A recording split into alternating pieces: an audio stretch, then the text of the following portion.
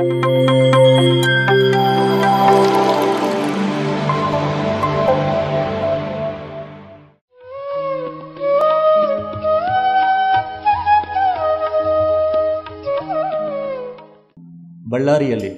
ಇರುವಂತಹ ಒಂದು ಗ್ರಾಮ, ಬಳ್ಳಾರಿ ಹತ್ತಿರ ಸಂಗನಕಲ್ ಅನ್ನುವಂತಹ ಗ್ರಾಮ.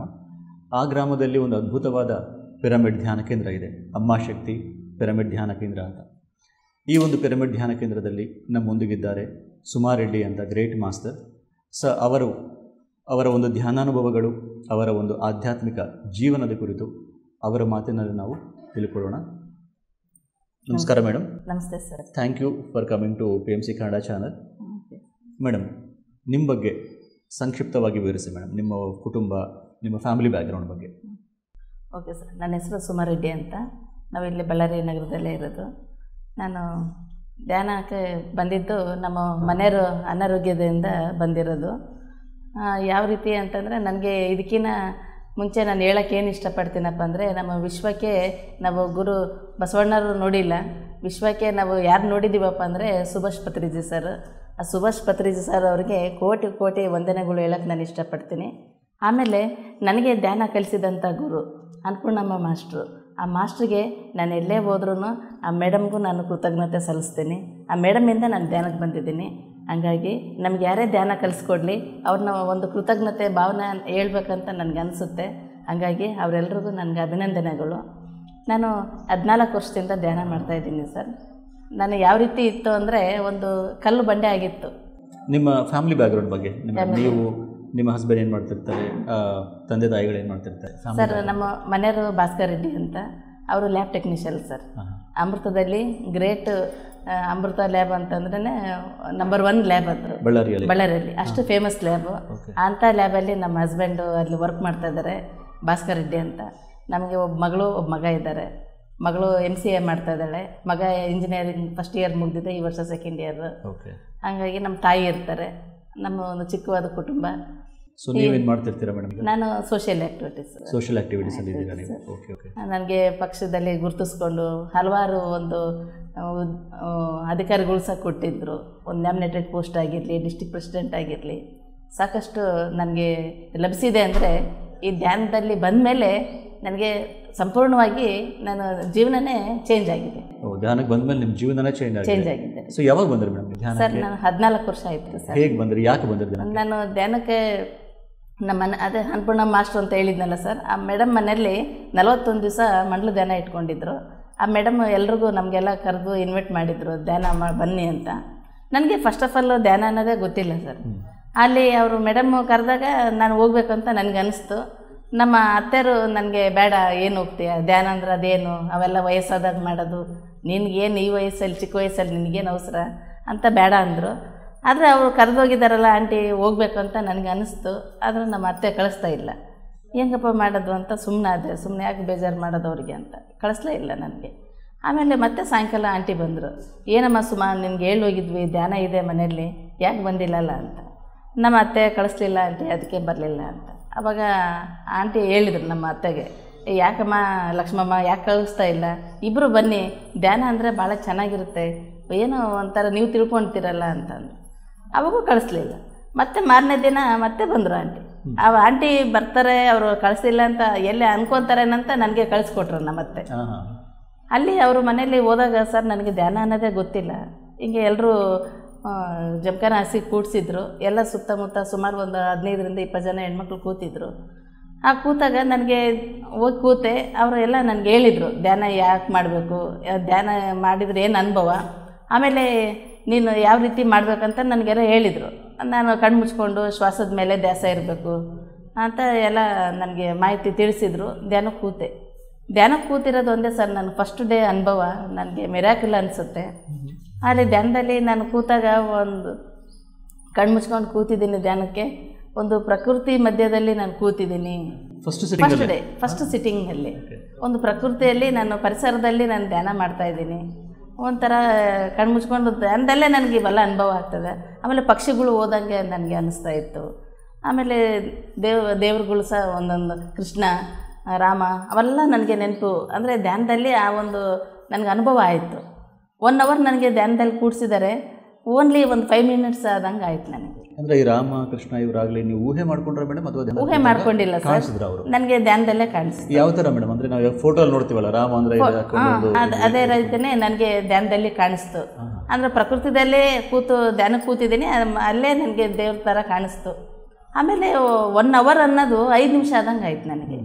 ಆಮೇಲೆ ಧ್ಯಾನ ಮುಗೀತು, ಎಲ್ಲರೂ ಎದ್ದೇಳಿ ಅಂತ ಅಂದರು. ಆಮೇಲೆ ಅವ್ರವ್ರ ಅನುಭವ ಕೇಳಿದರು.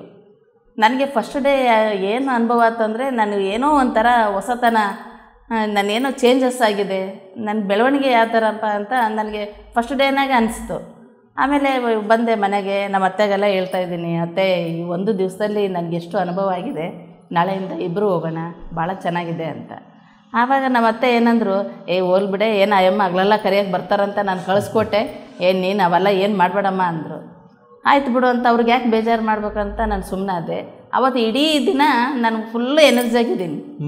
ಏನು ಅಂತಂದರೆ ನನಗೇನು ಖುಷಿ ಅನಿಸ್ತದ, ಏನು ಇದರಿಂದ ಏನೋ ಲಾಭ ಇದೆಪ್ಪ ಅಂದರೆ ನನಗೇನಾದರೂ ಬದಲಾವಣೆ ಅನಿಸುತ್ತೆ, ನಾನು ಇದು ಮಾಡಬೇಕಲ್ಲ, ಮಾಡಿದ್ರೆ ಒಳ್ಳೆಯದು ಅಂತ ನನಗೆ ಅನ್ನಿಸ್ತು ಸರ್. ಆವಾಗ ನಾನೇನು ಮಾಡ್ತಾಯಿದ್ದೆ, ಹಗಲು ಟೈಮ್ನಲ್ಲಿ ನಮ್ಮ ಅತ್ತೆ ಕಳಿಸ್ತಾ ಇರಲಿಲ್ಲ, ಇನ್ನು ಅವ್ರ ಮನೇಲಿ ಧ್ಯಾನ ಕ್ಲಾಸ್ ನಡೀತಾ ಇತ್ತು ಅವ್ರಿಗೆ. ಯಾಕಂದರೆ ಅದ್ರ ಬಗ್ಗೆ ನಾನು ತಿಳ್ಕೊಂಡಿದ್ದೆ ಧ್ಯಾನ ಅಂತ ಏನು ಅಂತ. ಆವಾಗ ದಿನ ಒಬ್ಬರು ಮಾಸ್ಟರ್ಸ್ ಬಂದಾಗ ಅವರು ಆಂಟಿ ಹೇಳ್ತಾಯಿದ್ರು ನನಗೆ, ಧ್ಯಾನ ಮಾಡಿರಿ, ಭಾಳ ಒಳ್ಳೆಯದು, ಧ್ಯಾನದಿಂದ ಸಾಕಷ್ಟು ಅನುಭವ ಆಗ್ತದೆ, ಕಾಮಧೇನು ಕಲ್ಪವೃಕ್ಷ ಇದ್ದಂಗೆ ಎಲ್ಲ ಧ್ಯಾನದಲ್ಲಿ. ಅವತ್ತು ನಾನು ಓದಿನ ಬೇರೆ ಮಾಸ್ಟರ್ಸು ನನಗೆ ಹೇಳಿದ್ರು ಆ ಮಾತು, ಅವ್ರ ಅನುಭವ ಹಂಚ್ಕೊಂಡಿದ್ರು ಸರ್. ಆವಾಗ ನಾನೇನು ಮಾಡ್ತಿದ್ದೆ, ಕರೆಕ್ಟ್ ಅವ್ರ ಮನೆಗೆ 11ರಿಂದ 12 ಗಂಟೆ ಧ್ಯಾನ ಇರ್ತಿತ್ತು. ನಾನು ಅದೇ ಟೈಮ್ನಲ್ಲಿ ಧ್ಯಾನ ಕೂಡ್ತಾಯಿದ್ದೆ. ನಮ್ಮ ಅತ್ತೆ ಬಂದು ಭಾಳ ಡಿಸ್ಟರ್ಬ್ ಮಾಡೋರು, ಅಲ್ಲೇನು ಒಂದಿನ ಹೋಗ್ಲಿಬಿಡು ಅಂತ ಕಳಿಸ್ಕೊಟ್ಟೆ, ನೀನೇನು ಬರೀ ಕಣ್ಮುಸ್ಕೊಂಡು ಕೂಡ್ತೀಯಲ್ಲ, ಎದ್ದೇಳು, ಏನು ಬೇಡ, ಟಿ ವಿ ನೋಡೋಣ ಬಾ, ಇಲ್ಲಾಂದ್ರೆ ಹೊರಗಡೆ ಹೋಗೋಣ ಬಾ ಅಂತ ಭಾಳ ಫೋರ್ಸ್ ಮಾಡೋರು. ನಾನು ಏನಂತಿದ್ದೆ, ಅತ್ತೆ ನನಗೆ 1 ದಿವಸ ಹೋಗಿ ಬಂದಿದ್ದು ತುಂಬ ಚೆನ್ನಾಗಿ ಅನಿಸಿದೆ, ನೀನು ಯಾಕೆ ಡಿಸ್ಟರ್ಬ್ ಮಾಡ್ತೀಯ, ನೀನು ಮಾಡ್ತಾಯಿಲ್ಲ, ನನಗೂ ಮಾಡೋಕ್ಕೆ ಬಿಡೋದಿಲ್ಲಲ್ಲ ಅಂತಂದು. ಅವಾಗ ಹೋಗ್ಲು ಅವ್ರಿಗೆ ಯಾಕೆ ಬೇಜಾರು ಮಾಡೋದು ಅಂತಂದು ರಾತ್ರಿ ಟೈಮ್ ಕೊಡ್ತಿದ್ದೆ ಸರ್. ನಮ್ಮ ಮಲಗೋ ಟೈಮ್ನಲ್ಲಿ 1 ಅವರ್ ಧ್ಯಾನ ಮಾಡಿ ಮಲಗ್ತಾ ಇದ್ದೆ. ಒಂದು ಕಂಟಿನ್ಯೂಸ್ 4-5 ದಿವಸ ಕಂಟಿನ್ಯೂ ಮಾಡ್ತಾನೇ ಇದ್ದೆ. ಆಮೇಲೆ ಅವರು ನಮ್ಮ ಅತ್ತೆದು ಯಾವ ರೀತಿ ಬದಲಾವಣೆ ಆಯಿತು ಅಂದರೆ, ಅವ್ರ ಮನೆಗೆ ಹೋಗಲೇಬೇಡ ಧ್ಯಾನ ಅಂತ ಹೇಳಿದರು. ಒಂದು 5ನೇ ದಿವಸದಲ್ಲಿ ನಮ್ಮ ಅತ್ತೆನೇ ನನಗೆ ಕರೆಯೋಕ್ಕೆ ಶುರು ಮಾಡಿದರು. ಅವರು ಅನ್ನಪೂರ್ಣಮ್ಮ ಮಾಸ್ಟ್ರ್ ಮನೇಲಿ ಧ್ಯಾನ ಇದೆ ಅಂತ ಹೇಳ್ತಿದ್ದಲ್ಲ, ಇಬ್ಬರು ಹೋಗೋಣ ಬಾ. ಅವರೇ ಕರೆದ್ರ? ಅವ್ರು ನಮ್ಮ ಅತ್ತೆನೇ ಕರೆದ್ರು ಸರ್. ನನಗೆ ಅವಾಗ ಏನು ಅನ್ನಿಸ್ತು, ಎಷ್ಟು ನನಗೆ ಅವಾರ್ಡ್ ಮಾಡ್ತಾಯಿದ್ರು ಅಂಥದ್ದು ಅವರೇ ಕರೀತಾ ಇದ್ದಾರಲ್ಲ, ಧ್ಯಾನದಲ್ಲಿ ಇಷ್ಟು ಪವರ್ ಇದೆಯಾ ಅಂತ ನನಗೆ ಒಂದೊಂದೇ ಅನುಭವಗಳು ಚೆನ್ನಾಗಿ ಅನ್ನಿಸ್ತು ಸರ್. ಆಮೇಲೆ ಆಂಟಿ ಮನೆಗೆ ಹೋಗ್ತಾಯಿದ್ವಿ, ಒಳ್ಳೊಳ್ಳೆ ಮಾಸ್ಟರ್ಸ್ ಬರ್ತಾಯಿದ್ರು. ಅವರು ಧ್ಯಾನದ ಅನುಭವಗಳು ಏನು ಹೇಳ್ತಾ ಇದ್ದರೆ, ನಾವು ಈ ರೀತಿ ಮಾಡಿದರೆ ಒಳ್ಳೆಯದಲ್ಲ ಅಂತಂದು ನಾನು ಸ್ಟಾರ್ಟ್ ಮಾಡಿದೆ ಜೀವನದಲ್ಲಿ. ಆಮೇಲೆ ಅವ್ರ ಮನೇಲಿ 41 ಡೇಸ್ ಮುಗೀತು ಸರ್. ಮುಗಿದ್ಮೇಲೆ ಏನಾಯಿತು, ನಾವು ಬಿಟ್ಬಿಟ್ವಿ ಮಾಡೋದು. ಇದು ಧ್ಯಾನ ಅನ್ನೋದು ಏನಂದರೆ ಹರಿಯೋ ನೀರು ಥರ ಆಗಬೇಕು, ನಿಲ್ಲಬಾರ್ದು. ನಾವು 2 ತಾಸು ಮಾಡಿದ್ವಪ್ಪ, ನಾಳೆಯಿಂದ ಇಲ್ಲ ಧ್ಯಾನ ಅನ್ನಂಗಿಲ್ಲ. ಪ್ರತಿದಿನ ಸಾಧನೆ ಮಾಡಿದಷ್ಟು ಅವ್ರಿಗೆ ಒಳ್ಳೊಳ್ಳೆ ಅನುಭವ ಆಗ್ತದೆ. ಆ ಜೀವನದಲ್ಲಿ ಯಶಸ್ಸು ಅನ್ನೋದು ಆ ಜೀವನ ಕಾಣುತ್ತೆ ಸರ್. ಹಾಗಾಗಿ ನಾನು ಅವಾಗ ಬಿಟ್ಬಿಟ್ಟೆ ಅವ್ರ ಮನೇಲಿ ಮಾಡುವಾಗ. ಯಾವಾಗ ನನಗೆ ಪೆಟ್ಟು ನನಗೆ ಮತ್ತೆ ಆಯಿತು ನನ್ನ ಜೀವನದಲ್ಲಿ ಅಂತಂದರೆ, 2010ರಲ್ಲಿ ನಮ್ಮ ಮನೆಯವರಿಗೆ 2 ವೀಲರ್ ಗಾಡಿಯಲ್ಲಿ ಹೋಗುವಾಗ ಮದುವೆಗೆ ಹೋಗ್ತಾಯಿದ್ರು ಸರ್. ಅಲ್ಲಿಪುರ ಮಹಾದೇವ ಮಠ ಅಂತ ಬಳ್ಳಾರಲ್ಲಿ. ಸಂಡೇ ಮದುವೆ ಇದೆ, ಸ್ಯಾಟರ್ಡೇನೇ ಹೋಗ್ತೀನಂತ ಹೇಳಿ ಹೋಗಿದ್ರು. ಆಯಿತು ಬಿಡು ಹೋಗಿದ್ದಾರಂತ ನಾವು ಸುಮ್ಮನಾದ್ವಿ. ಆದಾಗ ಏನಾಯಿತು ಸರ್, ರಾತ್ರಿ ಎಲ್ಲ ಫ್ರೆಂಡ್ಸು ಎಲ್ಲ ಸೇರಿ ಡ್ರಿಂಕ್ಸ್ ಮಾಡಿದ್ದಾರೆ, ಪಾರ್ಟಿ ಎಲ್ಲ ಮಾಡಿದ್ದಾರೆ. ಅವರು ಫ್ರೆಂಡ್ಸ್ ಎಲ್ಲ ಹೇಳಿದ್ದಾರೆ, ರೆಡಿ ಹೋಗ್ಬೇಡಪ್ಪ ಮನೆಗೆ ಅಂತ. ಆದರೂ ಬಲವಂತದಿಂದ ನಮ್ಮ ಮನೆಯವ್ರು ಬರ್ತಾ ಇರುವಾಗ, 2 ವೀಲರಾಗಿ ಬರುವಾಗ ಭಾಳ ಭೀಕರವಾದ ಒಂದು ಆಕ್ಸಿಡೆಂಟ್ ಆಯಿತು ರೀ ನಮ್ಮ ಮನೆಯವ್ರು. ಆದಾಗ ಏನಾಯಿತು ಸರ್, ಅವರು ಬಿದ್ದಿದ್ದಾರೆ. ಬಿದ್ದ ತಕ್ಷಣ ಕೋಮದಲ್ಲಿ, ಒಂದು ಕಡೆ ಗಾಡಿ ಬಿದ್ದಿದೆ, ಒಂದು ಕಡೆ ಮೊಬೈಲ್ ಬಿದ್ದಿದೆ, ಒಂದು ಕಡೆ ಅವ್ರು ಬಿದ್ದಿದ್ದಾರೆ. ಬಿದ್ದ ತಕ್ಷಣ ಕೋಮದಲ್ಲಿ ಹೋಗಿದ್ದಾರೆ. ಕೋಮ ಹೋಗಿದ್ದಾರೆ. ನಮಗೆ ಗೊತ್ತಾಗಿಲ್ಲ ಈ ರೀತಿ ಆಗಿರೋದು. ಆವಾಗ ನಮಗೆ ಬೆಳಗಿನ ಜಾವ ಹಾಲು ಮಾರಕ್ಕೆ ಹೋಗ್ತಾರಲ್ಲ ಸರ್, 2 ವೀಲರಾಗ ಹಾಲು ತೊಗೊಂಡೋಗುವಾಗ, ಅಲ್ಲಿಪುರ ವಿಲೇಜ್ ಅದು. ಅಲ್ಲಿ ಬರುವಾಗ, ಬಳ್ಳಾರಿ ಸಿಟಿಗೆ ಬರುವಾಗ ನಮ್ಮ ಮನೆಯವ್ರು ನೋಡಿದ್ದಾರೆ. ಅಲ್ಲಿ ನೋಡಿ ಅವರು ಏನಂತ, ಅಯ್ಯೋ ಯಾರೋ ಬಿದ್ದಿದ್ದಾರಲ್ಲ ಅಂತಂದು 108ಗೆ ಫೋನ್ ಮಾಡಿದ್ದಾರೆ ಸರ್. ಆವಾಗ ಅವರು 108ನವ್ರು ಬಂದು OPDಯಲ್ಲಿ ಅಡ್ಮಿಟ್ ಮಾಡಿದ್ದಾರೆ. ಅವರು ಅಡ್ಮಿಟ್ ಮಾಡಿದ್ದಾರೆ ಸರ್. ಅದರಲ್ಲಿ ರಿಪೋರ್ಟಲ್ಲಿ ಅನಾಥ ಅಂತ ಬರೆದಿದ್ದಾರೆ. ಅಂದರೆ ಯಾರೂ ಇಲ್ಲ, ಅವ್ರು ಒಂದೇ ಬಿದ್ದಿದ್ದಾರೆ ರೋಡ್ ಸೈಡು. ಆಮೇಲೆ ಅಲ್ಲಿ OPDಯಲ್ಲಿ ನಮ್ಮ ಮನೆಯವ್ರನ್ನ ನೋಡಿದ್ರಂತ ಸರ್. ಅಲ್ಲಿ ಅಮೃತ ಡೈಗ್ನೋಸ್ಟಿಕಲ್ಲಿ ಲ್ಯಾಬಲ್ಲಿ ವರ್ಕ್ ಮಾಡ್ತಾಯಿದ್ದಾರೆ ರೆಡ್ಡಿ ಅಂತ. ಅವಾಗ ಅವರು ಅಮೃತ ಲ್ಯಾಬಿಗೆ ಫೋನ್ ಮಾಡಿದ್ದಾರೆ. ಸರ್ ನಿಮ್ಮ ಲ್ಯಾಬ್ ಸಿಬ್ಬಂದಿ ಈ ರೀತಿ ಆಗಿದೆ ಸರ್, ಬಂದು ನೋಡ್ಕೊಂಡು ಹೋಗ್ರಿ ಅಂತ. ಆವಾಗ ಅಮೃತ ಲ್ಯಾಬ್ ಡಾಕ್ಟ್ರು ನಮಗೆ ಫೋನ್ ಮಾಡಿ, ಮೇಡಮ್ ಈ ಥರ ಆಗಿದೆ, ಯಾರಾದರೂ ದೊಡ್ಡವ್ರು ಕರ್ಕೊಂಡು ಹಾಸ್ಪಿಟ್ಲಿಗೆ ಹೋಗ್ರಿ ಅಂತ. ಅಲ್ಲಿ ಹೋಗಿದ್ದೀನಿ, ನೋಡಿದ್ದೀನಿ ಸರ್, ಫುಲ್ಲು ಬೆಡ್ ರೆಡ್. ಏನು ಅವ್ರಿಗೆ ನೆನಪೇ ಇಲ್ಲ, ಎಲ್ಲ ಮರ್ತೋಗ್ಬಿಟ್ಟಿದ್ದಾರೆ. ಕೋಮದಲ್ಲಿ ಹೋಗಿದ್ದಾರೆ. ಒಂದು ಕೈ ಎಡಗೈ ಎಡಗಾಲು ಪ್ಯಾರಲೈಸಸ್ ಆಗಿದೆ. ಅಲ್ಲಿ ಸರ್ ನಮ್ಮ ಮನೆಯವ್ರು ನೋಡಿದ್ದೀನಿ. ನನಗೆ ಅವಾಗ ಏನೇನು ಜ್ಞಾಪಕ ಆಗಿಲ್ಲ ಸರ್, ಧ್ಯಾನ ನೆನಪಾಗಿದೆ. ಯಾಕಂದರೆ ನನಗೆ ಧ್ಯಾನ ಕ್ಲಾಸಿಗೆ ಹೋದಾಗ ದುಃಖ ಆಯಿತು ಅಂತಂದರೆ ಆ ಘಟನೆ ನೋಡಿದ ಮೇಲೆ 5 ನಿಮಿಷ ಸುಮ್ಮನೆ ಕೂತ್ಬಿಟ್ಟೆ ಸರ್ ನಾನು. ಏನಪ್ಪ ಈ ಥರ ಆಗಿಬಿಡ್ತಲ್ಲ ಅಂತ. ಅವ್ರು ಡಾಕ್ಟರ್ಸ್ ಕೇಳಿದರೆ, ಇಲ್ಲಮ್ಮ ಬ್ಲಡ್ಡು ತಲೆ ತುಂಬ ಕ್ಲಾಟ್ ಆಗಿದೆ, ಒಂದು ಕಡೆ ಕ್ಲಾಟ್ ಆಗಿದ್ದರೆ ಆಪ್ರೇಷನ್ ಮಾಡಿದರೆ ಸಕ್ಸಸ್ ಆಗೋದು, ತಲೆ ತುಂಬ ಕ್ಲಾಟ್ ಆಗಿದೆ, ಆಪ್ರೇಷನ್ ಮಾಡೋಕ್ಕೆ ಬರಲ್ಲ. ಆಮೇಲೆ ಏನು ಸರ್ ಹಿಂಗಂತಂದರೆ ಅವ್ರು ಸುಮ್ಮನೆ ನೋಡ್ತಾರಷ್ಟೇ. 4 ಡೇಸ್ ಅವರು ಟೈಮ್ ಕೊಟ್ಟಿದ್ರು ಸರ್. ಅವರು ಬದುಕೋದೇ ಇಲ್ಲ ಅಂತ ಹೇಳಿದರು ಡಾಕ್ಟ್ರು. ಅಷ್ಟು ಸೀರಿಯಸ್ ಆಗಿತ್ತು ಸರ್. ನೀವು ಬೆಂಗಳೂರಿಗಾಗಲಿ ಹೈದ್ರಾಬಾದ್ಗಾಗಲಿ ಕರ್ಕೊಂಡು ಹೋಗ್ರಂದರು. ಆವಾಗ ನನಗೇನು ಅನ್ನಿಸ್ತು, ಇಲ್ಲಪ್ಪ ನನಗೇನು ಬೇಡ, ಧ್ಯಾನದಲ್ಲೇ ಆರಾಮಾಗ್ತಾರಂತ. ಫಸ್ಟು ನಮ್ಮ ಮನೆಯವರಿಂದನೇ ನನಗೆ ಭಾಳ ಒಂದು ಒತ್ತಾಗಿ ನಾನು ಧ್ಯಾನ ಮಾಡಿದ್ದು ಅಂದರೆ ನಮ್ಮ ಮನೆಯವ್ರು ಚೆನ್ನಾಗಾಗಲಿ ಅಂತಲೇ ಆ ಒಂದು ಥಾಟು ನನಗೆ ಅವಾಗ ಇನ್ನೂ ಸ್ಟ್ರಾಂಗ್ ಆಗಾಯಿತು. ನಿಮ್ಮ ಮನೆಯವ್ರಿಗೋಸ್ಕರ ನೀವು ಧ್ಯಾನ ಮಾಡಿ? ಮನೆಯವ್ರಿಗೋಸ್ಕರ ಧ್ಯಾನಕ್ಕೆ ಬಂದಿದ್ದೆ. ಅವಾಗ ಏನಪ್ಪ ಅಂತಂದರೆ ಯಾವಾಗ ಬರುತ್ತೆ ಸರ್ ಮೆಮೊರಿ, ಕಣ್ತಾಗ ನೋಡ್ತದೆ. ಸುಮ್ಮನೆ 4 ಡೇಸ್ ಹೇಳಿದ್ದಾರೆ ಸರ್, ಬದುಕದೇ ಇಲ್ಲ ಅಂತ ಹೇಳಿದಾಗ ನನಗೊಂದು ಫಸ್ಟು ನೆನಪಾಗಿದ್ದು ಧ್ಯಾನ. ಅಲ್ಲಿ ಒಂದು ಕಡೆ ಐಸು ರೂಮ್ನಲ್ಲಿ ಅವ್ರಿಗೆ ಅಡ್ಮಿಟ್ ಮಾಡಿದ್ದಾರೆ, ಹೊರಗಡೆ ಚೇರ್ ಹಾಕಿದ್ರು, ಚೇರಲ್ಲಿ ಕೂತಿದ್ದೀನಿ, ಸುಮ್ಮನೆ ಕಣ್ಣು ಮುಚ್ಕೊಂಡು ನನ್ನ ಪಾಡಿ ನಾನು ಧ್ಯಾನ ಮಾಡ್ತಾಯಿದ್ದೀನಿ. 2 ತಾಸು 3 ತಾಸು ಧ್ಯಾನ ಮಾಡ್ತಾಯಿದ್ದೀನಿ. ನಮ್ಮ ರಿಲೇಷನ್ಸ್ ಎಲ್ಲ ಬಂದಿದ್ದಾರೆ. ಅಲ್ಲ 4 ದಿವಸ ಬದುಕದೇ ಇಲ್ಲ ಅಂತ ಹೇಳಿದ್ದಾರೆ ಡಾಕ್ಟ್ರು. ಎಲ್ಲಾದರೂ ಹೈದ್ರಾಬಾದು ಬೆಂಗಳೂರು ಎಲ್ಲನ ಕರ್ಕೊಂಡು ಹೋಗೋದು ಬಿಟ್ಟು ನೀನು ಹೋಗಿ ಇಲ್ಲಿ ಧ್ಯಾನ ಕೂತ್ರೆ ಹೆಂಗೆ, ನೀನು ಧ್ಯಾನದಲ್ಲಿ ಏನೈತೆ ಕಣ್ಣು ಮುಚ್ಕೊಂಡು ಕೂತ್ರೆ. ನಾನು ಅವ್ರಿಗೆ ಏನಂತ ಇದ್ದೆ, ಏನೂ ಆಗೋದಿಲ್ಲ, ನಮ್ಮ ಮನೆಯವರು ಚೆನ್ನಾಗಾಗ್ತಾರೆ, ನೀವು ಬರ್ರಿ ಧ್ಯಾನ ಮಾಡೋಣ. ನಮ್ಮ ರಿಲೇಷನ್ಸ್ ಹಳ್ಳಿ ರಿಲೇಷನ್ಸ್ ಜಾಸ್ತಿ ಸರ್ ನಮಗೆ. ಬಂದಾರಲ್ಲ ಎಮ್ಗೆ ಹುಚ್ಚಿಡ್ಬಿಟ್ಟತ್ತ ಅಂತ ಪರಿ ಸೀರಿಯಸ್ ಆಗೈತೆ, ಧ್ಯಾನ ಮಾಡೋಣ ಅಂತಾಳ. ಎಮ್ಗೆ ಎಲ್ಲಾದರೂ ಸ್ವಾಮಿ ತಕ್ಕ ಎಲ್ಲನ ಕರ್ಕೊಂಡು ಹೋಗೋಣ ಬರ್ರಿ ಅಂತ ನನಗೆ ಕರಿತಿದ್ದಾರೆ. ಸ್ವಾಮಿ ಬೇಡ, ಅಂತರ ಬೇಡ, ಮಂತ್ರ ಬೇಡ, ಏನು ಬೇಡ, ಧ್ಯಾನದಲ್ಲೇ ಚೆನ್ನಾಗಾಗ್ತಾರಂತ ಒಂದು ಸಂಕಲ್ಪ ಅಂದ್ಕೊಂಡೆ ಸರ್. 3 ತಾಸು 4 ತಾಸು 2 ದಿವಸ ಕಂಟಿನ್ಯೂ ಮಾಡಿದೆ ಅಲ್ಲೇ ಹಾಸ್ಪಿಟ್ಲಲ್ಲಿ. ಮಾಡಿದಾಗ 4 ದಿವಸ ಬದುಕದೇ ಇಲ್ಲ ಅಂದರು, 2 ದಿವಸದಲ್ಲಿ ಕಣ್ ತೆಗೆದು ನೋಡಿದ್ರು. ನನಗೆ ಧ್ಯಾನದಲ್ಲಿ ಇಷ್ಟೆಲ್ಲ ಇದೆಯಪ್ಪ ಅಂತ ಇನ್ನೂ ನನಗೆ ಸ್ಟ್ರಾಂಗಾಗಿ ನನಗೆ ಮನವರಿಕೆ ಆಯಿತು. ಆಮೇಲೆ ಕಣ್ ತೆಗೆದು ನೋಡ್ತಾ ಇದ್ದಾರೆ ಸರ್. ನನ್ನ ಹೆಂಡತಿ, ನನ್ನ ಮಕ್ಕಳು, ನನ್ನ ಫ್ಯಾಮಿಲಿ ಏನೂ ಜ್ಞಾಪಕ ಇಲ್ಲ ಸರ್. ಅವ್ರಿಗೆ ಜ್ಞಾಪಕ ಇಲ್ಲ, ಕಣ್ ತೆಗೆದಿದ್ದಾರೆ ಬಟ್ ಏನೂ ಜ್ಞಾಪಕ ಇಲ್ಲ, ಏನೂ ಜ್ಞಾಪಕ ಇಲ್ಲ, ಎಲ್ಲ ಮರ್ತೋಗಿದ್ದಾರೆ. ಏನಪ್ಪ ಅಂತ ನಾನು ಈ ಥರ ಆಯ್ತಲ್ಲ ಅಂತ ಡಾಕ್ಟ್ರು ಕೇಳಿದೆ. ಸರ್ ಸುಮ್ಮನೆ ನೋಡ್ತಾರೆ, ಏನು ಗುರ್ತ ಹಿಡಿತಾ ಇಲ್ಲಲ್ಲ ಸರ್ ಅಂದರೆ, ಡಾಕ್ಟ್ರ್ ಅಂದರು ತಲೆ ತುಂಬ ಬ್ಲಡ್ ಕ್ಲಾಟ್ ಆಗಿದೆ, ಒಂದು ಕಡೆ ಕ್ಲಾಟ್ ಆಗಿದ್ರೆ ಆಪ್ರೇಷನ್ ಮಾಡಿದ್ರೆ ಸಕ್ಸಸ್ ಆಗ್ತಿತ್ತು, ಆ ಬ್ಲಡ್ ಹೆಂಗೆ ಕರಗಿದು ಇದಾಗುತ್ತೋ ಅವಾಗ ಹುಷಾರಾಗ್ತಾರೆ ಅಂದರು. ಸರ್ ಯಾವಾಗ ಹುಷಾರಾಗ್ತಾರೆ ನೋಡಮ್ಮ, ಇವತ್ತಾಗ್ಬೋದು, ನಾಳೆ ಆಗ್ಬೋದು, 6 ತಿಂಗಳಾಗ್ಬೋದು, 6 ವರ್ಷ ಆಗ್ಬೋದು. ಸರ್ ಹೆಂಗೆ ಸರ್ ಇದು ನೋಡಮ್ಮ, 3 ತಿಂಗಳು ಟ್ರೀಟ್ಮೆಂಟ್ ಇಲ್ಲಿ ತೊಗೋಬೇಕು, ಆಮೇಲೆ ಮನೆಗೆ ಕರ್ಕೊಂಡು ಹೋಗ್ರಿ, ಆ ಬ್ಲಡ್ ಕರಿದಂಗೆಲ್ಲ ನಿಮ್ಮ ಮನೆಯವ್ರು ಹುಷಾರಾಗ್ತಾರೆ. ಸರ್ ನಾನು 3 ತಿಂಗಳಲ್ಲಿ ಹಾಸ್ಪಿಟ್ಲಲ್ಲಿದ್ದೆ. ಪ್ರತಿ ದಿವಸ 2.5-3 ತಾಸು ಧ್ಯಾನ ಮಾಡ್ತಾಯಿದ್ದೆ. ಟ್ರೀಟ್ಮೆಂಟ್ ಎಲ್ಲ ಮುಗೀತು ಸರ್. ಮನೆಗೆ ಬಂದೆ. ಮನೆಗೆ ಬಂದಮೇಲೆ ಫಸ್ಟು ನಾನು ಅಂದ್ಕೊಂಡಿದ್ದ ಒಂದು ಸಂಕಲ್ಪ ಧ್ಯಾನ, 41 ಡೇಸು ನಮ್ಮ ಮನೇಲಿ ಧ್ಯಾನ ಇಟ್ಕೋಬೇಕು. ಯಾಕಂದರೆ ನಮ್ಮ ಮನೆಯವ್ರ ಸಲುವಾಗಿ ಅವರು ಬದುಕೋದೇ ಇಲ್ಲ ಅಂತ ಅಂದರು, ಕಣ್ ತೆಗೆದು ನೋಡಿದ್ದಾರೆ. ಆದರೆ ಇನ್ನೂ ಚೆನ್ನಾಗಿ ಆಗ್ತಾರಲ್ಲ, ಒಂದು ಮಂಡಲ ಧ್ಯಾನದಲ್ಲಿ ಇನ್ನೂ ಎನರ್ಜಿ ಚೆನ್ನಾಗಾಗುತ್ತೆ ಅಂತ ಉದ್ದೇಶದಿಂದ ಮಂಡಲ ಧ್ಯಾನ ಇಟ್ಕೊಂಡೆ. ಆವಾಗ ಹಂಗೆ ನನಗೆ ಅನ್ನಪೂರ್ಣ ಆಂಟಿ ಬಿಡದೆ ಕರ್ಕೊಂಡು ಬಂದರು. ನಾನು ಒಂದು ಅರ್ಶಿನ ಕುಂಕುಮ ಕೈಯಲ್ಲಿ ಇಟ್ಕೊಂಡು ಪ್ರತಿ ಮನೆಗೆ ಸುಮಾರು ಒಂದು 15-20 ಮನೆಗೆ ಅರ್ಶಿನ ಕುಂಕುಮ ಹಚ್ಚಿ, ಅಮ್ಮ ನನ್ನ ಸಲುವಾಗಿ ಬೇಡ, ನನ್ನ ಗಂಡನ ಸಲುವಾಗಿ ಧ್ಯಾನ ಇಟ್ಕೊಂಡಿವಿ, ಮಂಡಲ ಧ್ಯಾನ ಇಟ್ಕೊಂಡಿವಿ, ನೀವೆಲ್ಲ ಬನ್ನಿ ಅಂತಂದು ಎಲ್ಲ ಫಂಕ್ಷನ್ನಾಗ ಹೆಂಗೆ ಕರೀತಾರೆ ಸರ್, ಇನ್ವೈಟ್ ಮಾಡ್ತಾರೆ, ಅದೇ ರೀತಿ ನಾನು ಎಲ್ಲರ ಮನೆಗೆ ಕರೆದು ಬಂದೆ. ನಮ್ಮ ಅತ್ತೆ ಬೇಡ ಅಂದರು.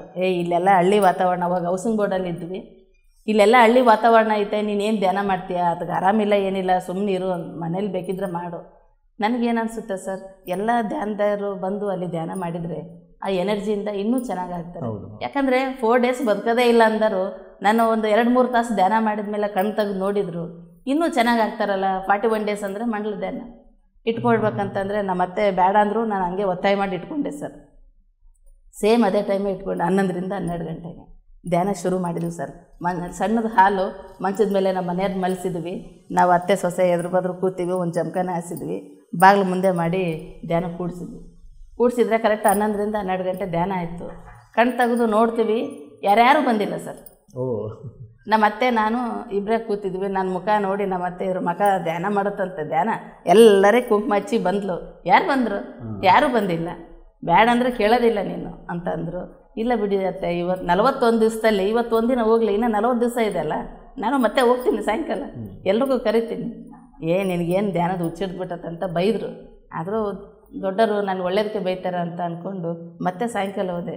ಎಲ್ರಿಗೂ ಆಂಟಿಯರು ಎಲ್ಲ ಗಂಟೆಗಟ್ಲೆ ಸುದ್ದಿ ಹೇಳ್ತಾರೆ ಸರ್. ಕಟ್ಟೆ ಮೇಲೆ ಕೂತು ಧ್ಯಾನಕ್ಕೆ ಬಂದರೆ ಒಬ್ಬರು ಬರ್ಬೋದು. ಸುಮ್ಮನೆ ವೇಸ್ಟ್ ಅನ್ನೆಸೆಸರಿ ಮಾತಾಡ್ತಾರೆ. ಧ್ಯಾನಕ್ಕೆ ಬಂದರೆ ಒಬ್ಬರು ಬರ್ತಾಯಿಲ್ಲ. ನನಗೆ ನಂದು ಸ್ವಾರ್ಥ, ಅವರೆಲ್ಲರೂ ಬಂದು ಧ್ಯಾನ ಮಾಡಿದರೆ ಆ ಎನರ್ಜಿಯಿಂದ ನಮ್ಮ ಮನೆಯವ್ರು ಹುಷಾರಾಗ್ತಾರಲ್ಲ ಅಂತ ನಂದು ಒಂದು ಸ್ವಾರ್ಥ.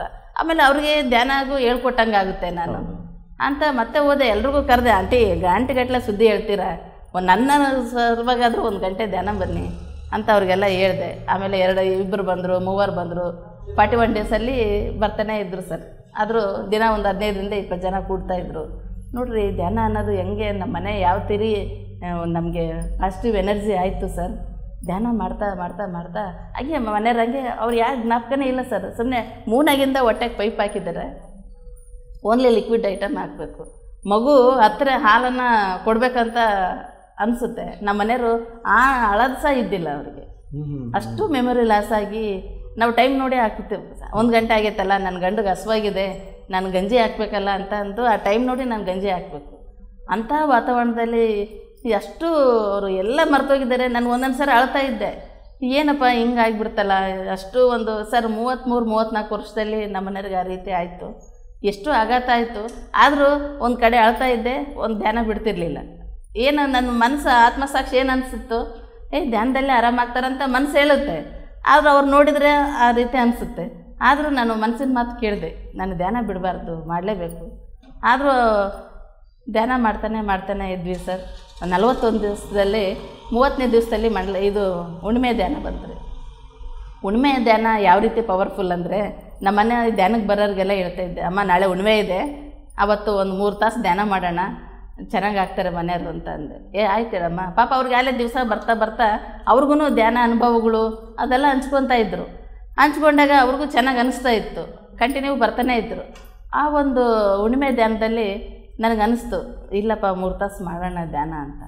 ಆಯಿತು ಅಂತಂದು 3 ತಾಸು ಧ್ಯಾನ ಆಯಿತು ಸರ್. ಅವತ್ತು ಹುಣ್ಣಿಮೆ ಧ್ಯಾನದಲ್ಲಿ ಒಬ್ಬರು ಸೀನಿಯರ್ ಮಾಸ್ಟ್ರು ಬಂದಿದ್ದರು. ನಮ್ಮ ಮನೆಯವ್ರ ಪಕ್ಕದಲ್ಲೇ ನಿಂತ್ಕೊಂಡು ಏನಪ್ಪ ಏನು ನಿನ್ನ ಹೆಸರೇನು, ಈ ಥರ ಮಲಗಿದ್ರೆ ಹಂಗೆ ಎದ್ದೇಳು ಅಂತ ಅಂದಾಗ ಅವ್ರಿಗೆಲ್ಲ ಮೆಮೊರಿ ಲಾಸ್ ಆಗಿದ್ದು. ಆ ಪಿರಮಿಡ್ ಮಾಸ್ಟ್ರು ಮಾತಾಡಿದ ತಕ್ಷಣವೇ ನನ್ನ ಹೆಸರು ಭಾಸ್ಕರ್ ರೆಡ್ಡಿ ಅಂತಂದು. ಸರ್ ಮಂಡಲ ಧ್ಯಾನದಲ್ಲಿ ಎಂಥ ಪವರ್ಫುಲ್ಲು ಅಂತಂದರೆ, ಹುಣ್ಣಿಮೆ ಧ್ಯಾನದಲ್ಲಿ ಅವತ್ತು ನಮ್ಮ ಮನೆಯವ್ರು ಮಾತಾಡಿದ್ದು ನನಗೆ ಅವತ್ತು ಇನ್ನೂ ಚೆನ್ನಾಗಿ ನನಗೆ ಅನುಭವ ಅನ್ನಿಸ್ತು. ಇಲ್ಲಪ್ಪ, ನಾನು ಉಸಿರು ಇರೋವರೆಗೇನ ನಾನು ಧ್ಯಾನ ಬಿಡಬಾರ್ದು, ಯಾಕಂದರೆ ಬದುಕೋದೇ ಇಲ್ಲ ಅನ್ನೋ ಒಂದು ಡಾಕ್ಟರ್ಸ್ ಹೇಳಿದಾಗ ಈ ರೀತಿ ಮಾತಾಡಿದ್ರಲ್ಲ ಅಂತ ಒಂದು ನನಗಿನ್ನೂ ಗಟ್ಟಿಯಾಗಿ ಧ್ಯಾನ ಶಕ್ತಿ ಹೆಚ್ಚಾಯಿತು. ಹಂಗಾಗಿ ಮಂಡಲ ಧ್ಯಾನ ಮುಗೀತು ಸರ್. ಮಂಡಲ ಧ್ಯಾನ ಅಂದರೆ ಮಗು ಹೆಂಗೆ ತೊದಲು ಮಾತಾಡುತ್ತೋ ಆ ರೀತಿ ಮಾತಾಡೋಕ್ಕೆ ಶುರು ಮಾಡಿದರು. ಒಂದು ಮಂಡಲ ಧ್ಯಾನ ಸರಿ ಹೋಗೋದಿಲ್ಲ ಅಂತಂದು ಮತ್ತೆ ಮಂಡಲ ಧ್ಯಾನ 3 ಮಂಡಲ ಧ್ಯಾನ ಕಂಟಿನ್ಯೂ ಸ್ಟಾರ್ಟ್ ಮಾಡಿದೆ ಸರ್. 41 ಡೇಸು. ಆ 3 ಮಂಡಲ ಧ್ಯಾನ ಮಾಡೋಷ್ಟೊತ್ತಿಗೆ ನಮ್ಮ ಮನೆಯವರು ನೀಟಾಗಿ ಓಡಾಡಂಗೆ ಆಗಿದ್ರು ಸರ್. ಆ ಒಂದು ನನ್ನ ಜೀವನದಲ್ಲಿ ನಾನು ಮರೆಯಲಾರದ ಘಟನೆ ಅಂದರೆ ನಮ್ಮ ಮನೆಯವ್ರದ್ದು ಸರ್. Great experience madam. ಆ ಒಂದು 41 ದಿವಸದ ಮಂಡಲ ಧ್ಯಾನ ಅಷ್ಟು ಪವರ್ಫುಲ್ ಸರ್. ಹಂಗಾಗಿ ನಮ್ದೆಲ್ಲ ಸುತ್ತಮುತ್ತ ಮನೆಯಾಗೆಲ್ಲ ಧ್ಯಾನ ಕರೀತಾ ಇದ್ರೆ ನಂದು ಧ್ಯಾನದ ಮನೆ ಅಂತ ಇದ್ರು ಹೌಸಿಂಗ್ ಬೋರ್ಡಲ್ಲಿ. ಅಷ್ಟು ಪವರ್ಫುಲ್ ಆಯಿತು. ಆಮೇಲೆ ನೋಡ್ರಿ ಸರ್, ನಮ್ಮ ಮನೆಗೆ ಧ್ಯಾನಕ್ಕೆ ಬಂದರು, ಅವ್ರಿಗೆ ಏನೇನು ಗೊತ್ತಿರಲಿಲ್ಲ. 41 ಡೇಸ್ ಅಂತ ಕಂಟಿನ್ಯೂ ಬಂದರು. ಇವತ್ತು ಬೇರೆ ಕಡೆ ಕ್ಲಾಸ್ ಹೇಳಕ್ಕೆ ಹೋಗ್ತಾರೆ. ನನಗೆ ಎಷ್ಟು ಖುಷಿ ಆಗ್ತಿದೆ ಅಂದರೆ, ಸಾಕಪ್ಪ ನಾವು ಇಷ್ಟು ಧ್ಯಾನ ಪ್ರಚಾರ ಮಾಡ್ತಾಯಿದ್ವಿ, ಆ ಧ್ಯಾನದಲ್ಲಿ ಅನುಭವ ನಾವು ಕಂಡ್ವಿ. ಈ ರೀತಿ ಧ್ಯಾನ ನಂದು ಶುರುವಾಯಿತು ಸರ್. ಮನೆಯವರು ಹುಷಾರಾದರು. ಈಗಲೂ ಲ್ಯಾಬಲ್ಲಿ ಲ್ಯಾಬ್ಗೆ ಹೋಗ್ತಿದ್ದಾರೆ, ಚೆನ್ನಾಗಾಗಿದ್ದಾರೆ. ಅವರು ಡಾಕ್ಟ್ರು ಅಂದರು, ಅಪ್ಪ ನೀ ಯಾಕೆ ಇಷ್ಟು ಇನ್ನೊಂದು ಸ್ವಲ್ಪ ದಿನ ಸುಧಾರಿಸ್ಕೊಂಡು ಬರ್ಬೋದಾಗಿದ್ದಾರೆ. ಇಲ್ಲ ಸರ್, ನಾನು ಪರ್ಫೆಕ್ಟ್ ಆಗಿನಿ. ಅವರು ಮೆಮೊರಿ ಎಲ್ಲ ಲಾಸ್ ಆಗಿತ್ತಲ್ಲ ಸರ್, ಯಾಕಂದರೆ ಒಂದು ಲ್ಯಾಬೊರೇಟ್ರಲ್ಲಿ ಒಂದು ರಿಪೋರ್ಟ್ ನೋಡೇ ಮೆಡಿಸನ್ಸ್ ಬರೀತಾರೆ ಡಾಕ್ಟ್ರು. ರೆಡ್ಡಿ ನೀನು ಟೆಸ್ಟ್ ಮಾಡಬೇಡ, ರಿಪೋರ್ಟ್ ಕೊಟ್ಕೊತ ಇರು. ಎಲ್ಲ ರಿಪೋರ್ಟ್ ರೆಡಿ ಮಾಡಿರ್ತಾರೆ, ನೀನು ಬಂದವ್ರಿಗೆ ಅವ್ರ ಹೆಸರು ಬರೆದು ನೀನು ಕೊಡು ಅಂದರು. ನಮ್ಮ ಮನೆಯವರು ತುಂಬ ಸೀನಿಯರು ಲ್ಯಾಬ್ ಟೆಕ್ನಿಷಿಯನ್ ಸರ್ ಅವರು. ನಾನು ರಿಪೋರ್ಟ್ ಕೊಡಲ್ಲ ಸರ್, ನೀವು ಎಂಥ ಟೆಸ್ಟ್ ಕೊಡಿ ನಾನು ಮಾಡ್ತೀನಿ, ಆ ಟೆಸ್ಟ್ ಕರೆಕ್ಟ್ ಇದ್ದರೆ ನಾನು ಇಟ್ಕೊಳ್ಳಿ ಲ್ಯಾಬಲ್ಲಿ, ಇಲ್ಲಾಂದರೆ ನಮ್ಮ ಮನೆಗೆ ಹೋಗ್ತೀನಿ ಸರ್. ತುಂಬ ಕ್ರಿಟಿಕಲ್ ಆಗಿರೋ ಒಂದು 5-6 ಟೆಸ್ಟ್ ಕೊಟ್ಟಿದ್ದಾರೆ, ಪರ್ಫೆಕ್ಟಾಗಿ ಮಾಡಿದ್ದಾರೆ ನೋಡಿ. ಎಲ್ಲ ಮೆಮೊರಿ ಮತ್ತೆ ವಾಪಸ್ ಬಂತು. Great experience madam. ಲಾಸ್ ಆಗಿದ್ದಲ್ಲ.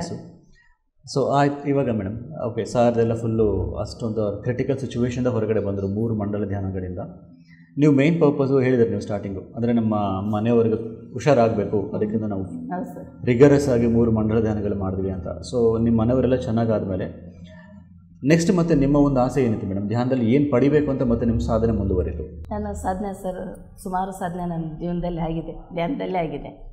ನಾನು ಯಾವ ಹೆಜ್ಜೆ ಇಟ್ಟೀನಿ ಪ್ರತಿಯೊಂದು ನಾನು ಕೆಲಸಕ್ಕೆ ಹೋದರೆ ನಾನು 2 ತಾಸು 3 ತಾಸು ಧ್ಯಾನ ಮಾಡೇ ಹೋಗ್ತಾ ಇದ್ದೆ. ಆ ಪಾಸಿಟಿವ್ ಎನರ್ಜಿ ಹಂಗಿತ್ತು.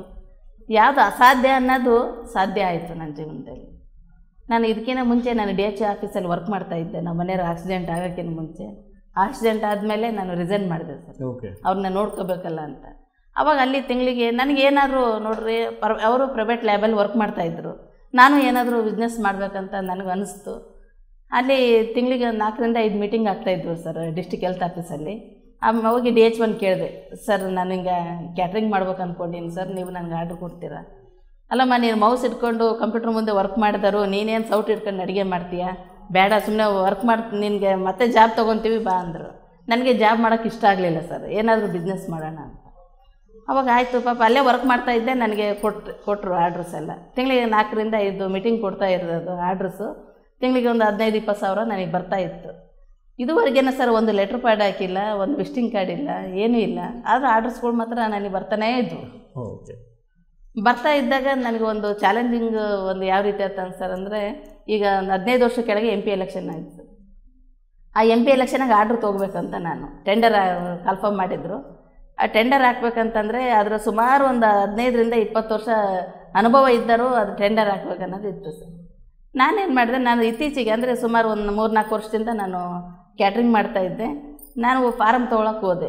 ಅಲ್ಲೆಲ್ಲರೂ ನನಗೆ ಗೇಲಿ ಮಾಡಿದರು ಸರ್, ಅಮ್ಮ 20 ವರ್ಷದಿಂದ ಮಾಡ್ತಿದ್ದಾರೆ, ಅವ್ರಿಗೆ ಕೊಡ್ತಾರೆ, ನೀನು ನಿನ್ನೆ ಮನೆ ಮಾಡ್ತೀಯ, ನಿನಗೇನು ಬರುತ್ತೆ ಅಂತ. ನನಗೇನು ಅನಿಸುತ್ತೆ, ಯಾಕೆ ತೊಗೊಳ್ಳೋಣ, ಬಂದರೆ ಬರ್ಬೋದಲ್ಲ. ಅದು ಟೆಂಡರ್ ಫಾರಮ್ 500 ರೂಪಾಯಿ ಸರ್. ಆಯಿತು, ಫಾರಮ್ ತೊಗೊಂಡು ಬಂದೀನಿ. ಅದು 18ರಿಂದ 20 ಲಕ್ಷ ರೂಪಾಯಿ ಟೆಂಡರ್ ಸರ್. ನಾನು ಸಾಮಾನ್ಯ ಅಡುಗೆ ಮಾಡಿಕೊಂಡು ಅಂದರೆ ಒಂದು 500 ಊಟ 1000 ಊಟ ಅಂದರೆ ಹೆಚ್ಚಾಯ್ತು ಸರ್. ಆ ಒಂದು ಕ್ಯಾಟ್ರಿಂಗ್ ಮಾಡ್ಕೊಂಡು ಬಂದಳು. ನಮ್ಮ ಮನೆಯವ್ರು ಅಂದರು, ಅಲ್ಲೇ ಫಾರಮ್ ತೊಗೊಂಬಂದೀಯ? ಅದು ಫಾರಮ್ನಾಗ ಏನು ಕಂಡೀಷನ್ ಇತ್ತು ಸರ್, 3 ಲಕ್ಷ ರೂಪಾಯಿ ಡಿಪಾಸಿಟ್ ಕಟ್ಟಬೇಕು. ಅಕಸ್ಮಾತ್ ನಾವು ಏನಾದರೂ ಅಡುಗೆಯಲ್ಲಿ ಪ್ರಾಬ್ಲಮ್ ಆದರೆ ಆ 3 ಲಕ್ಷ ರೂಪಾಯಿ ವಾಪಸ್ ಕೊಡಲ್ಲ. ಈ ಥರ ಕಂಡೀಷನ್ಸ್ ಎಲ್ಲ ಇತ್ತು. ನಮ್ಮ ಮನೆಯವರು, ಅಲ್ಲ ಇತ್ತೀಚೆಗೆ ನೀನು ಮಾಡ್ತಾಯಿದ್ದೀಯಾ, ನಿನಗೇನಾದ್ರು ಆದರೆ ಮತ್ತು ಆ ದುಡ್ಡು ವಾಪಸ್ ಬರೋಲ್ಲ, ಬೇಡ ಅಂದರು. ನನಗೇನು ಅನಿಸುತ್ತೆ, ನಾನು ಮಾಡ್ತೀನಿ ಅಂತ ನನಗೆ ಅನಿಸುತ್ತೆ. ಫಾರಮ್ ಧೈರ್ಯ ಮಾಡಿ ಫಾರಮ್ ತೊಗೊಂಬಂದೆ ಸರ್. ತೊಗೊಂಬಂದು 3 ಲಕ್ಷ ರೂಪಾಯಿ ಹಂಗೆ ಜೋಡಿಸ್ಕೊಂಡು ಹೋಗಿ ಡಿಪಾಸಿಟ್ ಕಟ್ಟಿದೆ. ಡಿಪಾಸಿಟ್ ಕಟ್ಟೋಕೆ ಅಲ್ಲಿ ಹೋಗಿದ್ದೀನಿ ಸರ್ ಟೆಂಡರ್ ಫಾರಮ್ ಹಾಕಲಿಕ್ಕೆ. ಎಲ್ಲ ದೊಡ್ಡ ಒಂದು 15ರಿಂದ 20 ಜನ ನಮ್ಮ ಬಳ್ಳಾರಿಯಲ್ಲೇ ಹಾಕಿದ್ರು. ಎಲ್ಲರೂ ನನ್ನ ನೋಡಿ, ಅಲ್ಲಮ್ಮ ನೀನು 3 ವರ್ಷ ಆಯ್ತು ನೀನು ಮಾಡ್ತಿದ್ದೀಯಾ, ನೀನೇನು ಆರ್ಡ್ರು ಹಾಕಿದ್ಯಾ, ನೀನು ಬೇಡ, ನೀನು ಬರಲ್ಲ, ಸುಮ್ಮನೆ ಯಾಕೆ 500 ರೂಪಾಯಿ ವೇಸ್ಟ್ ಮಾಡಿಕೊಂಡೆ, 3 ಲಕ್ಷ ರೂಪಾಯಿ ಯಾಕೆ ಕಟ್ಟಕ್ಕೆ ಹೋಗಿದ್ದೆ? ಇಲ್ಲ ಸರ್, ನಾನು ಹಾಕಿದ್ದೀನಿ, ಬರುತ್ತೆ ಸರ್. ಒಂದು 15ರಿಂದ 20 ಜನ ಹಾಕಿದ್ರು ಫಾರಮ್ಮು. ನಾನು ಇನ್ನೊಂದು ಬೆಳಿಗ್ಗೆ ಟೆಂಡರ್ ಓಪನ್ ಮಾಡ್ತಾರೆ, ಹೋದೆ ಸರ್. ಹೋದರೆ ಅವರು DC ಅವರೇ ಟೆಂಡರ್ ಫಾರಮ್ ಓಪನ್ ಮಾಡೋದು. ಅವತ್ತು ಒಂದು 3 ತಾಸು ಧ್ಯಾನ ಮಾಡಿ ಹೋಗಿದ್ದೀನಿ. ಧ್ಯಾನದಲ್ಲಿ ಏನನ್ಸುತ್ತೆ, ನನಗೇ ಬರುತ್ತೆ ಅಂತ ನನಗೆ ಮನಸ್ಸು ಹೇಳುತ್ತೆ ನನಗೆ. ಯಾಕಂದರೆ ಧ್ಯಾನದಲ್ಲಿ ಯಾವ ರೀತಿ ಸರ್, ನಮಗೆ ಎಲ್ಲಾದರೂ ಒಂದು ಒಳ್ಳೆ ಕೆಲಸ ಆಗುತ್ತಂದರೆ ಮನಸ್ಸು ಆಗಲೇ ನಮಗೆ ವಾತಾವರಣ ಅದೆಲ್ಲ ಗೊತ್ತಾಗುತ್ತೆ, ನನಗೇ ಬರುತ್ತಪ್ಪ ಅಂತ. ಆವಾಗ ಅಲ್ಲಿ DC ಬರೋದು ಇನ್ನೊಂದು ಗಂಟೆ ಆಗುತ್ತಮ್ಮ, ನೀವು ಹೊರಗಡೆ ವೇಟ್ ಮಾಡಿರಿ ಅಂದರು. ಅವರೆಲ್ಲ ಸೀನಿಯರ್ಸ್ ಎಲ್ಲ ಹಾಕಿದ್ರಲ್ಲ ಸರ್, ಅವರೆಲ್ಲರೂ ಮಾತಾಡ್ತಿದ್ದಾರೆ, ನನಗೆ ಬರುತ್ತೆ ಅಂತ ಅವರೆಲ್ಲ ಅಂತ ಇದ್ದಾರೆ. ನಾನು ಧ್ಯಾನಕ್ಕೆ ಕೂತಿದ್ದೆ. 1 ಗಂಟೆ ಬರೋದು ಲೇಟ್ ಆಗುತ್ತೆ ಅಂದರೆ ಸುಮ್ಮನೆ ಧ್ಯಾನಕ್ಕೆ ಕೂತೆ ಸರ್. ಅವರೆಲ್ಲ ಮಾತಾಡೋದೆಲ್ಲ ನನಗೆ ಕೇಳಿಸುತ್ತೆ. ಈ ಅಮ್ಮ ನಿನ್ನೆ ಮನೆ ಧ್ಯಾನ ಮಾಡ್ತಾಳಂತೆ, ಏನೋ ಸಕ್ಸಸ್ ಆಗುತ್ತಂತೆ, ಎಲ್ಲರಿಗೂ ಇದೇ ಪ್ರಚಾರ ಹೇಳ್ತಾಳೆ. ಈ ಅಮ್ಮಗೇನು ಕೊಡ್ತಾರೆ ಆರ್ಡ್ರು, ನಮಗೆ ಬರೋದು ಅಂತ ಅವ್ರು ಅಂತಾರೆ. ನಾನು ಧ್ಯಾನದಲ್ಲಿ ಕೂತೀನಿ, ಹೋಗ ಹುಚ್ಚ, ನನಗೆ ಬರ್ತದೆ ಅಂತ ನನಗೆ ಅನಿಸುತ್ತೆ. ಮನಸ್ಸು ಅನ್ನೋದು ಹಂಗೆ ಅನಿಸುತ್ತೆ ಸರ್. ಆಮೇಲೆ ಆಯಿತು, DC ಬಂದು ಎಲ್ಲ ಟೆಂಡರು ಎಲ್ಲ ಓಪನ್ ಮಾಡಿದರು ಸರ್. ನಾನು ಏನು ಊಟದ ಆರ್ಡ್ರ್ ಕೊಡ್ತಾಯಿದ್ದೆ, ನಾನು 60 ರೂಪಾಯಿ ಊಟ ಕೊಡ್ತಾಯಿದ್ದೆ ಸರ್. ಈಗ 15 ವರ್ಷ ಕೆಳಗೆ ಅದು 60 ರೂಪಾಯಿನೇ ಹಾಕಿದ್ದೀನಿ. ಅವರೆಲ್ಲ ಪಾಪ ದೊಡ್ಡ ಹೋಟ್ಲರು ಸರ್, ಅವ್ರು 150-200 ರೂಪಾಯಿ ಅಂದರೆ ಅವ್ರು 5 ಸ್ಟಾರ್ ಹೋಟ್ಲು ಮಾಡಿದ್ದಾರೆ, ಅವ್ರು ಅದೇ ರೇಟಾಗಿ ಹಾಕಿದ್ದಾರೆ. ಅದು ಏನು ಕಂಡೀಷನ್ ಅಂದರೆ, ಯಾರು ರೇಟು ಕಡಿಮೆ ಹಾಕಿರ್ತಾರೋ ಅವ್ರಿಗೆ ಆರ್ಡ್ರ್ ಕೊಡಬೇಕಂತ. ಆವಾಗ ನಂದೇ 60 ರೂಪಾಯಿ ಇತ್ತು, ಅವರೆಲ್ಲ 100-150 ರೂಪಾಯಿ ಹಾಕಿದ್ದಾರೆ. ಸುಮಾರು ಯಾರ್ರಿ ಅಂದರೆ ನಾನೇ ಸರ್ ಅಂದೆ. DC ಬಾಮ ಇಲ್ಲ ಅಂತಂದರೆ ಹೋಗಿ ಕೂತೆ. ಅಲ್ಲಮ್ಮ, ಇದು 18ರಿಂದ 20 ಲಕ್ಷ ಆರ್ಡ್ರ್ ಇದ್ದು, ನೀನು ಬರೀ 60 ರೂಪಾಯಿ ಹಾಕಿಯೇ, ನಿನಗೇನು ಗಿಟ್ಟುತ್ತೆ ಅಂದರು. ಸರ್, ನನಗೆ 500-600 ಊಟ ಮಾಡಿದ್ದೇ ನನಗೆ ಗಿಟ್ಟಿದೆ ಸರ್. ನೀವು ಜಾಸ್ತಿ ಆರ್ಡ್ರ್ ಕೊಡ್ತಾರೆ, ಅದರಿಂದ ನನಗಾಗುತ್ತೆ ಸರ್, ನಾನು ಮಾಡ್ತೀನಿ. ಬೇಡಮ್ಮ ನಿನ್ನ ಕೈಲಿ ಆಗಲ್ಲ ಅಂದರು. ಇಲ್ಲ ಸರ್ ನನಗಾಗುತ್ತೆ. ಆಯಿತು ಸರ್, ಅದು ಒಪ್ಕೊಂಡು ಮನೆಗೆ ಬಂದಿದ್ದೀನಿ. ಫುಲ್ ಅವತ್ತು ಇಡೀ ಫುಲ್ಲು ಖುಷಿ ಸರ್. 500,000 ಊಟ ಅಡುಗೆ ಮಾಡ್ತಿದ್ದರು. ಒಂದು ಸರಿ 18ರಿಂದ 20 ಲಕ್ಷ ಆರ್ಡ್ರ್ ಸಿಕ್ತಂದ್ರೆ ಅದಕ್ಕಿಂತ ಖುಷಿನೇನು. ಫಸ್ಟು ಪತ್ರಿಕೆ ಸರ್ ಫೋಟೋ ಮುಂದೆ ಅದು ಇಟ್ಟು, ನಾನು ಇಷ್ಟು ದೊಡ್ಡ ಆರ್ಡ್ರ್ ತೊಗೊಂಡಿದ್ದೀನಿ, ನೀನೇ ನನಗೆ ಎನರ್ಜಿ ಅಂತಂದು ಸರ್ ಒಂದು 15ರಿಂದ 20 ಫ್ಯಾಮಿಲಿ ಕರೆದೆ, ಲೇಬರ್ಸು ಅವ್ರಿಗೆಲ್ಲ ಕೂಡಿಸಿ ಹೇಳಿದೆ, ಫಸ್ಟು ನೀವು ಧ್ಯಾನ ಮಾಡಿ. ಯಾಕಂದರೆ ಅಲ್ಲಿ ಸುತ್ತಮುತ್ತ ನಮ್ಮ ಮನೆ ಹತ್ರ ಇದ್ದಾರೆಲ್ಲ, ಅವ್ರು ನಮ್ಮ ಮನೆ ಧ್ಯಾನ ಕಲ್ತಿದ್ರು ಆಲ್ರೆಡಿ. ಅವರೆಲ್ಲ ಕಲಿಸಿ, ನೋಡಮ್ಮ ನಾನು ಇಂಥ ಆರ್ಡ್ರ್ ತೊಗೊಂಡಿದ್ದೀನಿ, ನೀವು ನನಗೆ ಸಹಕರಿಸಿದರೆ ನಿಮಗೂ ಲಾಭ ಆಗುತ್ತೆ, ನನಗೂ ಲಾಭ ಆಗುತ್ತೆ. ನೀವು ಮತ್ತು ಕೈ ಕೊಟ್ಟರೆ ನನಗೂ ನಷ್ಟ ಆಗುತ್ತೆ, ನಿಮಗೂ ನಷ್ಟ ಆಗುತ್ತೆ ಅಂತ ಹೇಳಿದೆ. ಇಲ್ಲಕ್ಕ, ಅದೆಂಥ ಆರ್ಡ್ರನ್ನು ತೊಗೋ, ನಾವು ಮಾಡ್ತೀವಿ ಅಂತ. ಸರ್ 15ರಿಂದ 20 ದಿವಸ ನಮ್ಮದು ಕಂಟಿನ್ಯೂ ಟ್ರೈನಿಂಗ್ಸ್ ಇರೋವು. ಆ ಟ್ರೈನಿಂಗ್ನಾಗ ನಾವೆಲ್ಲ ಯಶಸ್ಸಾಗಬೇಕಂದ್ರೆ ಅವ್ರಿಗೆಲ್ಲ ಅಡುಗೆ ಮಾಡೋಕ್ಕೇನು ಮುಂಚೆ 10 ನಿಮಿಷ ಧ್ಯಾನ ಕೊಡಿಸ್ತಿದ್ದೆ ಆ ಫ್ಯಾಮಿಲಿಗೆ. ಧ್ಯಾನ ಆದ ತಕ್ಷಣವೇ ಅಡುಗೆ ಶುರು ಮಾಡೋರು. ಶುರು ಮಾಡಿದಾಗ ಏನಾಯಿತು ಸರ್, ಕಂಟಿನ್ಯೂ 18ರಿಂದ 20 ದಿವಸ ನಮ್ಮದು ಆರ್ಡ್ರಸ್ ಮುಗೀತು. ತುಂಬ ಸಕ್ಸಸ್ಫುಲ್ ಆಯಿತು ನಮ್ಮದು. ನನ್ನ ಜೀವನದಲ್ಲಿ ಮರೆಯಲಾರದ ಘಟನೆ ಅಂದರೆ ಆ ಒಂದು ಅಡುಗೆದ ಅನುಭವ. ಅವರೂ ನನಗೆ ಚೆನ್ನಾಗಿ ಸಹಕರಿಸಿದರು. ಆಮೇಲೆ DC ಕರೆದು KDP ಮೀಟಿಂಗ್ನಲ್ಲಿ ನನಗೆ ಬೆಸ್ಟ್ ಅವಾರ್ಡ್ ಸಹ ಕೊಟ್ಟರು ಸರ್. ಒಂದು ಸಾಮಾನ್ಯ ಮಹಿಳೆ ಇಂಥ ದೊಡ್ಡ ಆರ್ಡ್ರ್ ತೊಗೊಂಡು ಇಷ್ಟೆಲ್ಲ ಸಕ್ಸಸ್ ಮಾಡಿದ್ದಾರೆ ಅಂತಂದು ನನಗೆ ಬೆಸ್ಟ್ ವಿಶಸ್ ಸಹ ಅವ್ರು ಹೇಳಿದರು. ಆ ಒಂದು ಖುಷಿ ನನಗೆ ತುಂಬ ಇದೆ. Wonderful madam. ಸರ್ ಈ ಥರ ಮಾಡ್ತಾ ಇದ್ದಾಗ ಸಾಕಷ್ಟು ಅನುಭವಗಳು ಸಾಕಷ್ಟು ಆಯಿತು ನನಗೆ. ಆಮೇಲೆ ಪತ್ರಿಜಿ ಸರಿಂದ ನಾನು ತುಂಬ ಕಲ್ತ್ಕೊಂಡೆ ಸರ್. ಸೊ ನೀವು ಯಾವಾಗ ಭೇಟಿ ಆದ್ರಿ ಮೇಡಮ್ ಸರ್ನ? ಸರ್ 2018ರಲ್ಲಿ ಕಡ್ತಲಿಗೆ ಹೋಗಿದ್ದೆ ಸರ್. ಎಷ್ಟೋ ಸರಿ ಅನ್ಕೊತಾ ಇದ್ದೆ ಕಡ್ತಲ್ ಪಿರಮಿಡ್ಗೆ ಹೋಗಬೇಕು, ಅಲ್ಲೆಲ್ಲ ನೋಡಬೇಕು ಅಂತ ಎಲ್ಲ ನಮ್ಮ ಫ್ರೆಂಡ್ಸ್ ಹೋದಾರೆಲ್ಲ ಹೇಳ್ತಾಯಿದ್ರು. ನನಗೆ ಧೈರ್ಯ ಇರಲಿಲ್ಲ ಸರ್. ಫಸ್ಟು ನಾನು ಧ್ಯಾನಕ್ಕಿಂತ ಮುಂಚೆ ಬರುವಾಗ ಯಾರಾದರೂ ನಿಂತ್ಕೊಂಡು ಮಾತಾಡ್ಸಿದ್ರೆ ನನ್ನ ಹೆಸರು ನಾನು ಮರ್ತೋಗ್ತಿದ್ದೆ, ಅಷ್ಟು ಭಯ ಇತ್ತು. ಆಮೇಲೆ ಸಭೆ ಸಮಾರಂಭದಲ್ಲಿ ಹೋದರೆ ಲಾಸ್ಟ್ ಕೂಡ್ತಾ ಇದ್ದೆ. ಕೂತಾಗ ಯಾಕಂದರೆ ಮುಂದ್ಗಡೆ ಕೂತ್ರೆ ಏನಮ್ಮ ನಿನ್ನ ಹೆಸರೇನು ಹೇಳು ಅಂದರೆ ಭಯ ಆಗ್ತಿತ್ತು. ನನ್ನ ಹೆಸರು ನಾನೇ ಮರ್ತೋಗ್ತಿದ್ದೆ. ಆವಾಗ ನಾನು ಆಮೇಲೆ ನಂದು ಎಂಥ ಬೈಕೆ ಸರ್, ಲಾಸ್ಟ್ ಕೊಡ್ತಾ ಇದ್ನಲ್ಲ, ನಾನು ಭಾಷಣ ಚೆನ್ನಾಗಿ ಮಾಡಬೇಕು, ನಾನು ಇವ್ರಿಗಿನ ಚೆನ್ನಾಗಿ ಮಾತಾಡಬೇಕು ಅಂತ ನನಗೆ ಅನಿಸ್ತಿತ್ತು. ಆದರೆ ಭಯ ಹೆಂಗಪ್ಪ ಮಾಡೋದು ಅಂತ. ಆದರೂ ಕಡ್ತಲಿಗೆ ಹೋದೆ ಸರ್. ಕಡ್ತಲಲ್ಲಿ ಅದು ಕೈಲಾಸ ಪರ್ವತ ಸರ್. 2018ರಲ್ಲಿ ನಾನು ಮರೆಯಲಾರದ ಘಟನೆ ಅದು. ಅಲ್ಲಿ ಹೋಗಿದ್ದೀವಿ ಸರ್. ಅಲ್ಲಿ ನಾನು ಲಕ್ಷಾಂತರ ಜನ ನೋಡಿದೆ. ನಾನು ಅಲ್ಲಿ ಸ್ಟೇಜ್ ಮೇಲೆ ಹೋಗಿ ಮಾತಾಡಬೇಕು ಅಂತ ನನಗೆ ಅನ್ನಿಸ್ತು. ಅಲ್ಲಿ ಒಬ್ಬರು ಮಾಸ್ಟ್ರ್ ಇದ್ದರು, ಕೇತಪ್ಪ ಸರ್ ಅಂತ, ಸೀನಿಯರ್ ಮಾಸ್ಟ್ರವರು. ಆ ಸಾರಿಗೆ ಅಂದೆ, ಸರ್ ನಾನು ಅಲ್ಲಿ ಮೇಲೆ ಹೋಗಿ ಮಾತಾಡಬೇಕಲ್ಲ ಸರ್ ಅಂತ. ಮಾತಾಡ್ತೀಯಾ ಅಂತಂದರು. ಸರ್ ನನ್ನ ಕರಿಬೇಕಲ್ಲ ಸರ್ ಅವರಂದೆ. ಕರೀತಾರೆ. ನೀನು ಏನು ಮಾಡ್ತೀಯ, ಬೆಳಗಿನ ಜಾವ 5ರಿಂದ 7 ಗಂಟೆವರೆಗೇನೆ ಅಲ್ಲಿ ಧ್ಯಾನ ಮಾಡಿಸ್ತಾರೆ ಸ್ಟೇಜ್ ಮೇಲೆ. ನೀನು ಫಸ್ಟು ಹೋಗಿ ಕೂಡಲ್ಲಿ, ಅಲ್ಲಿ ಕೂಡು, ಆಮೇಲೆ ಸಮಯ ಸಿಕ್ಕರೆ ನಿನಗೆ ಕರೆದ್ರೆ ಮಾತಾಡೋ ಅಂದರು. ಆಯಿತು ಸರ್ ಅಂತ. ಅವತ್ತು ನಾಳೆ ಬೆಳಗ್ಗೆ ಅಲ್ಲಿ ಕರೀತಾರೆ ಹೋಗ್ಬೇಕಲ್ಲ ಅಂತಂದು ರಾತ್ರೆಲ್ಲ ನಾನು ನಿದ್ದೆನೇ ಮಾಡಿಲ್ಲ. ಅಲ್ಲಿ ಹೋಗಬೇಕು ಅಂತ ಅಲಾರಾಮ್ ಇಟ್ಕೊಂಡೆ ಅಲ್ಲಿ. ಆಮೇಲೆ ಕರೆಕ್ಟ್ 4 ಗಂಟೆಗೆ ಎಚ್ಚರ ಆಯಿತು ಸರ್. ಎಚ್ಚರಾಗಿ ಅಲ್ಲಿ ಹೋಗಿ ಮುಖ ತೊಳ್ಕೊಂಡು ಕೂತೆ. ಇನ್ನು ಯಾರೂ ಬಂದಿದ್ದಿಲ್ಲ ನಾನು ಕೂತಾಗ. ಆಮೇಲೆ ಎಲ್ಲರೂ ಬಂದರು. ಬಂದಾಗ ಅಲ್ಲಿ ನನಗೆ ಎಂಥ ಅನುಭವ ಆಯಿತು ಸರ್. ಪತ್ರಿಜಿ ಸರ್ ಪಕ್ಕದಲ್ಲೇ ಇದ್ದಾರೆ, ಅಲ್ಲೇ ಪಕ್ಕದಲ್ಲೇ ಕೂತಿದ್ವಿ ಸರ್. ಕೊಳಲು ನಾದ ಆ ಧ್ಯಾನ ಮಾಡಿದ್ವಿ ಸರ್ 1 ಅವರ್ ಮಾಡಿ. ಆಮೇಲೆ ಆಯ್ತು ಎಲ್ಲರೂ ಇಳಿದ್ಬಿಡ್ರಿ ಕೆಳಗೆ ಅಂದರು. ಆಯ್ತು ಎಲ್ಲರೂ ಬಂದು ಮುಂಜಾನೆ ಲಕ್ಷಾಂತರ ಜನ ಕೂತಾರೆ ಸರ್. ಅಲ್ಲಿ ಕೂತೀವಿ ನೋಡಿರಿ. ನಮ್ಮದು ಸಂಕಲ್ಪ ನಾನು ಅಲ್ಲಿ ಮಾತಾಡಬೇಕಂತ ಆಸೆ. ಪತ್ರಿಜಿ ಸರ್ಗೆ ಹೆಂಗೆ ಗೊತ್ತಾಯ್ತು ಸರ್ ನನ್ನ ಸಂಕಲ್ಪ. ಆವಾಗ ಬಳ್ಳಾರಿ ಮಾಸ್ಟರ್ಸ್ ಯಾರ್ಯಾರು ಇದ್ದೀರೋ ಅವರೆಲ್ಲ ವೇದಿಕೆಗೆ ಬರ್ರಿ ಅಂತ ಕರೆದ್ರು ಸರ್. ಫಸ್ಟು ಓಡೋದ್ರಲ್ಲ ನಾನೇ ಅಲ್ಲಿ. ಅಲ್ಲಿ ಹೋಗಿ ಪತ್ರಿಜಿ ಸರ್ ಹತ್ರ ಮುಂದೆ ನಿಂತ್ಕೊಂಡೆ. ಮೈಕ್ನ ಅಂತ ಅಂದರು, ಚಪ್ಪು ಮಾತಾಡು ಅಂತ. ಸರ್ ಮೈಕ್ ಹಿಡ್ಕೊಂಡಿನಿ, ಕೈ ಗಡ ಗಡ ಗಡ ಗಡ ನಡುಗ್ತದ ನನಗೆ. ಆವಾಗ ನನಗೆ ಇಂಥ ಅವಕಾಶ ನಾನು ಮಿಸ್ ಮಾಡ್ಕೋಬಾರ್ದು ಅಂತಂದು ಸರ್ ಅಂದ್ರೆ ಅಲ್ಲಿ ತೆಲುಗು ಜಾಸ್ತಿ ಸರ್. ತೆಲುಗುಲ ಚಪ್ಪು ಅಂತಾರೆ ಸರ್. ಮಾకు తెలుగు రాదు ಸರ್, ಕನ್ನಡ ವಸ್ತುಂది. ಕನ್ನಡ ಚಪ್ಪು ಅಂದರು ಸರ್. ಫಸ್ಟು ನಮ್ಮ ಮನೆಯವ್ರದ್ದು ಅನುಭವ ನಾನು ಹಂಚ್ಕೊಂಡೆ. ಪತ್ರಿಜಿ ಸರ್ ಹತ್ರ ಒಂದು ಕ್ಷಣ ನನಗೆ ಕಣ್ಣಲ್ಲಿ ಕಣ್ಣಿಟ್ಟು ನೋಡಿದ್ರು ಸರ್. ಹಿಂಗೆ ಅವರು ಕಣ್ಬಿಟ್ಟು ನೋಡಿದ್ರೆ ಆ ಎನರ್ಜಿ ಹಂಗಿರುತ್ತೆ ಸರ್. ಆ ಎನರ್ಜಿಯಿಂದನೇ ನಾನು ಇವತ್ತು ಇಲ್ಲಿ ಕೂತಿದ್ದೀನಿ. ಆ ಧೈರ್ಯ ಇವತ್ತುವರೆಗೇನ ನನಗೆ ಅದೇ ಧೈರ್ಯ ಬಂದಿದೆ. 1 ಲಕ್ಷ ಇಲ್ಲ 2 ಲಕ್ಷ ಜನ ಇರಲಿ, ನಾನು ಮಾತಾಡೋ ಧೈರ್ಯ ಬಂತು ಅಂದರೆ ಪತ್ರಿಜಿ ಸರ್ ನೋಡೇ ನಾನು ಕಲ್ತು. Wonderful madam. ಸೊ ಇವಾಗ ನೀವು ಈ ಒಂದು ಅಂದರೆ ಈ ಒಂದು ಸೋಷಿಯಲ್ ಸರ್ವಿಸ್ ಆ್ಯಕ್ಟಿವಿಟೀಸ್ಗೆ ಹೇಗೆ ಎಂಟರ್ ಆದ್ರಿ ಮೇಡಮ್ ನೀವು ಈ ಒಂದು ಕಾರ್ಯ? ಸರ್ ನಾನು ಸೋಷಿಯಲ್ ಆ್ಯಕ್ಟಿವಿಟೀಸಲ್ಲಿ ನಾನು ಕಾಲೇಜು ದಿನದಲ್ಲೆಲ್ಲ NSS NCC ಪ್ರೋಗ್ರಾಮ್ಸ್ಗಳೆಲ್ಲ ಮಾಡ್ತಾಯಿದ್ರು. ಫಸ್ಟು ನಾನೇ ಲೀಡ್ರ್ ಸರ್ ಅದರಲ್ಲಿ. ನನಗೆ ಒಂಥರ ಸಮಾಜ ಸೇವೆ ಮಾಡ್ಬೇಕಂತ ಭಾಳ ಆಸೆ. ಈ ರೀತಿ ಮಾಡ್ತಾ ಇರುವಾಗ 2013 ನನಗೆ BJP ಪಕ್ಷ ಕರೀತು ಸರ್. ಕರೆದಾಗ ನಾನು ಅಲ್ಲಿ ಹೋದೆ. ನಾನು ಸಾಮಾನ್ಯ ಕಾರ್ಯಕರ್ತಳಿದ್ದೆ. ಅವಾಗ ಡಿಸ್ಟ್ರಿಕ್ಟ್ ಪ್ರೆಸಿಡೆಂಟ್ ಮಾಡಿದರು ಸರ್.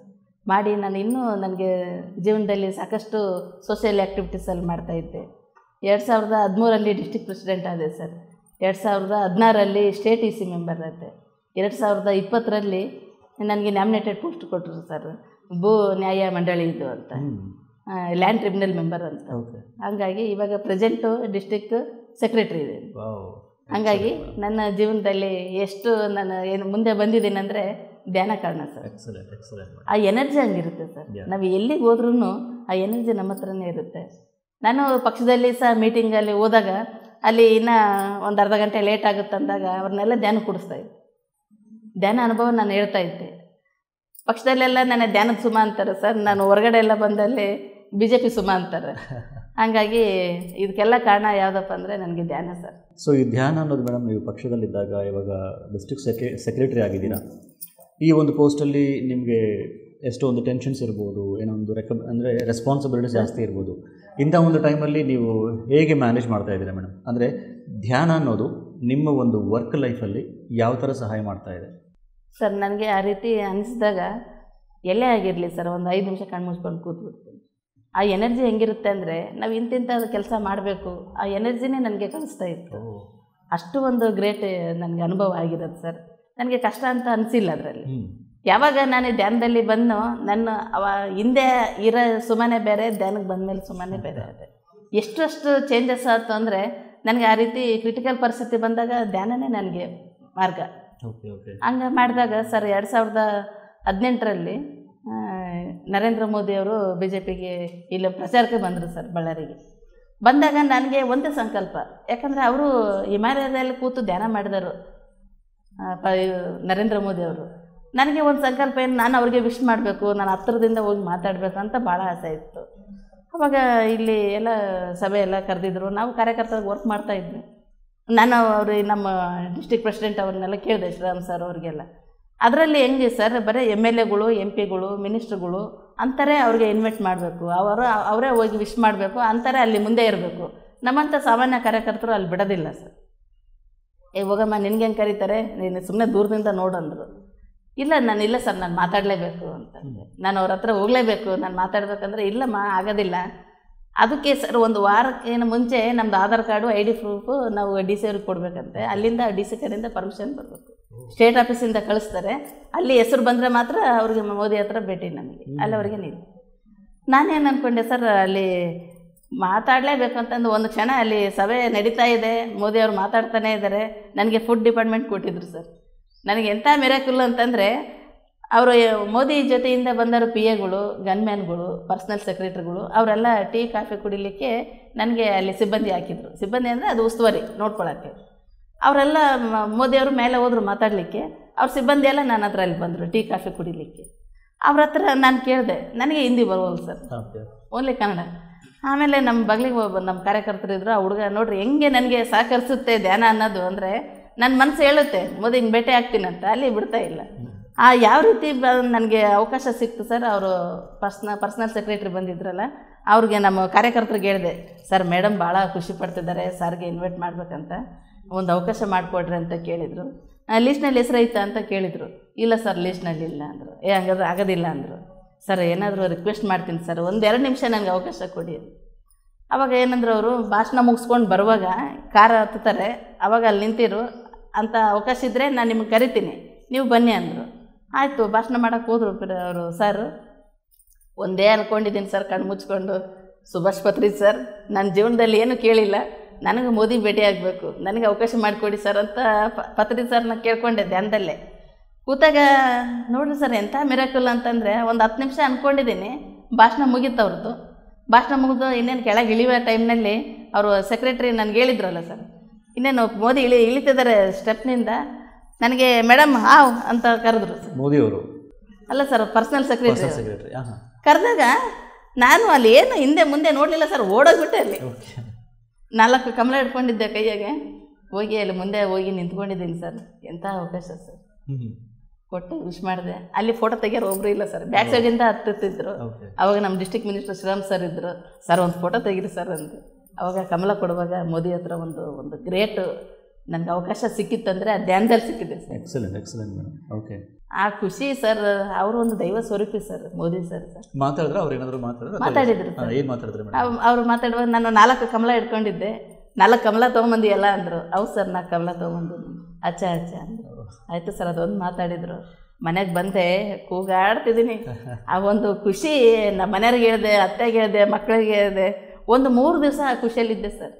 ನಾನು ಹೆಂಗೆ ಫಸ್ಟು ಪತ್ರಿಜಿ ಸರ್ನ ಹೆಂಗೆ ನೋಡಿದ್ನೋ ಅವ್ರಿಗೆ, ನನಗೆ ಮೋದಿ ಅವ್ರಿಗೂ ಅದೇ ದೈವ ಸ್ವರೂಪಿನೇ ಕಾಣ್ತು.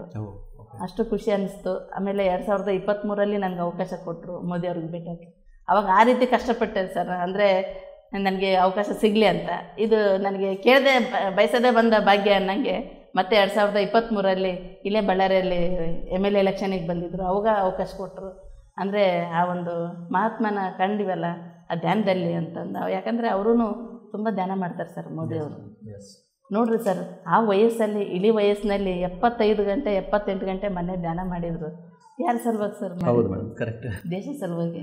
ಅವ್ರಿಗೆ ನೆಂಟರ ಮಕ್ಕಳ ಯಾರಿದ್ದಾರೆ? ನಮ್ಮ ದೇಶ ಚೆನ್ನಾಗಿರ್ಬೇಕನ್ನೋ ಉದ್ದೇಶದಿಂದ ಅವ್ರು ಮಾಡಿದರು. ಆಮೇಲೆ ಕೋವಿಡ್ ಟೈಮ್ನಲ್ಲಿ ಈ ಒಂದು ಜೂಮ್ ಕ್ಲಾಸಸ್ಸು ಸಾಕಷ್ಟು ಬಂತು ಸರ್ ಪಿರಮಿಡ್ ಇದರಲ್ಲಿ.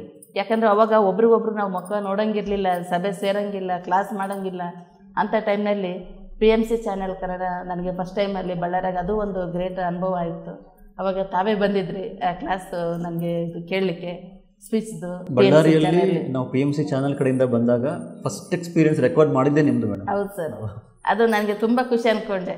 ನಾನು ಒಂದು ಸಂಕಲ್ಪ ಇತ್ತು ಸರ್, ನಾನು ಕಡ್ತಲಾಗಿ ಹೋದಾಗ ಎಲ್ಲ PMCಗೆ ತೆಲುಗು ಅಂತ ಇದ್ದಾಗ ನಮ್ಮ ಕನ್ನಡದಲ್ಲಿ ಯಾಕೆ ಬರಬಾರ್ದು ಅಂತ ಮನಸ್ಸಿನಲ್ಲಿ ಅಂದ್ಕೊಂಡಿದ್ದೆ. ಅವತ್ತು ಈ ಅನುಭವ ಸಹ ಹಂಚ್ಕೊಂಡೆ. ಅದರಲ್ಲಿ ನಮ್ಮ ಬಳ್ಳಾರಿಯಲ್ಲಿ ಕನ್ನಡದು ಬಂತಲ್ಲಪ್ಪ, ನಮ್ಮ ಕರ್ನಾಟಕದಲ್ಲಿ ಪಿರಮಿಡ್ದು ಚಾನಲ್ ಬಂತಲ್ಲ ಅಂತ ತುಂಬ ಖುಷಿ ಆಯಿತು. ಹಾಗಾಗಿ ನಾನು ಎಲ್ಲೇ ಹೋದರೂ ಧ್ಯಾನ ಪ್ರಚಾರ ಮಾಡ್ತಾಯಿದ್ದೀನಿ. ಆಮೇಲೆ ನಮ್ಮ ತಾಯಿನೂ ತಿಂಗಳಿಗೆ 4,000 ಮೆಡಿಸನ್ಸ್ ನುಗ್ತಾಯಿದ್ರು ಸರ್. ಸ್ಪೈನರ್ ಕಾರ್ಡ್ ಆಪ್ರೇಷನ್ನು, ಕಾಲು ಆಪ್ರೇಷನ್ ಆಗಿದೆ, BP ಇದೆ ಸರ್, ಶುಗರ್ ಇಲ್ಲ. ಆದರೂ ತಿಂಗಳಿಗೆ 4,000 ಮೆಡಿಸನ್ಸ್ ನುಂಗರು. ಇವಾಗ ಪ್ರತಿ ದಿವಸ 3 ರಿಂದ 4 ತಾಸು ಧ್ಯಾನ ಮಾಡ್ತಿದ್ದಾರೆ. No medicines sir, only BP tablet ಒಂದು ತೊಗೊತಾರೆ. ಯಾವ ರೀತಿ ಟ್ಯಾಬ್ಲೆಟ್ ಇಲ್ಲ, ಆರಾಮಿದ್ದಾರೆ. Excellent madam. ಸೊ ಈ ಧ್ಯಾನದ ಒಂದು ಸಾಧನೆಯಿಂದ, ನಿಮ್ಮ ಒಂದು ಪಾಸಿಟಿವ್ ಮೈಂಡ್ಸೆಟ್ಟಿಂದ ಯಾವ ಥರ ನಾವು ಬೆಳಿಬಹುದು ಅಂತ ನೀವು ಲಿವಿಂಗ್ ಎಕ್ಸಾಂಪಲ್ ಇದ್ದೀರಾ. ಎಷ್ಟೋ ಒಂದು ನಿಮ್ಮ ಜಾಬ್ ಪ್ರೊಫೆಷನ್ ಕಡೆಯಿಂದ ನೋಡಿಕೊಂಡ್ರೆ ಎಷ್ಟೋ ಒಂದು ಉನ್ನತ ಮಟ್ಟಕ್ಕೆ ನೀವು ಹೋಗಿದ್ದೀರಾ.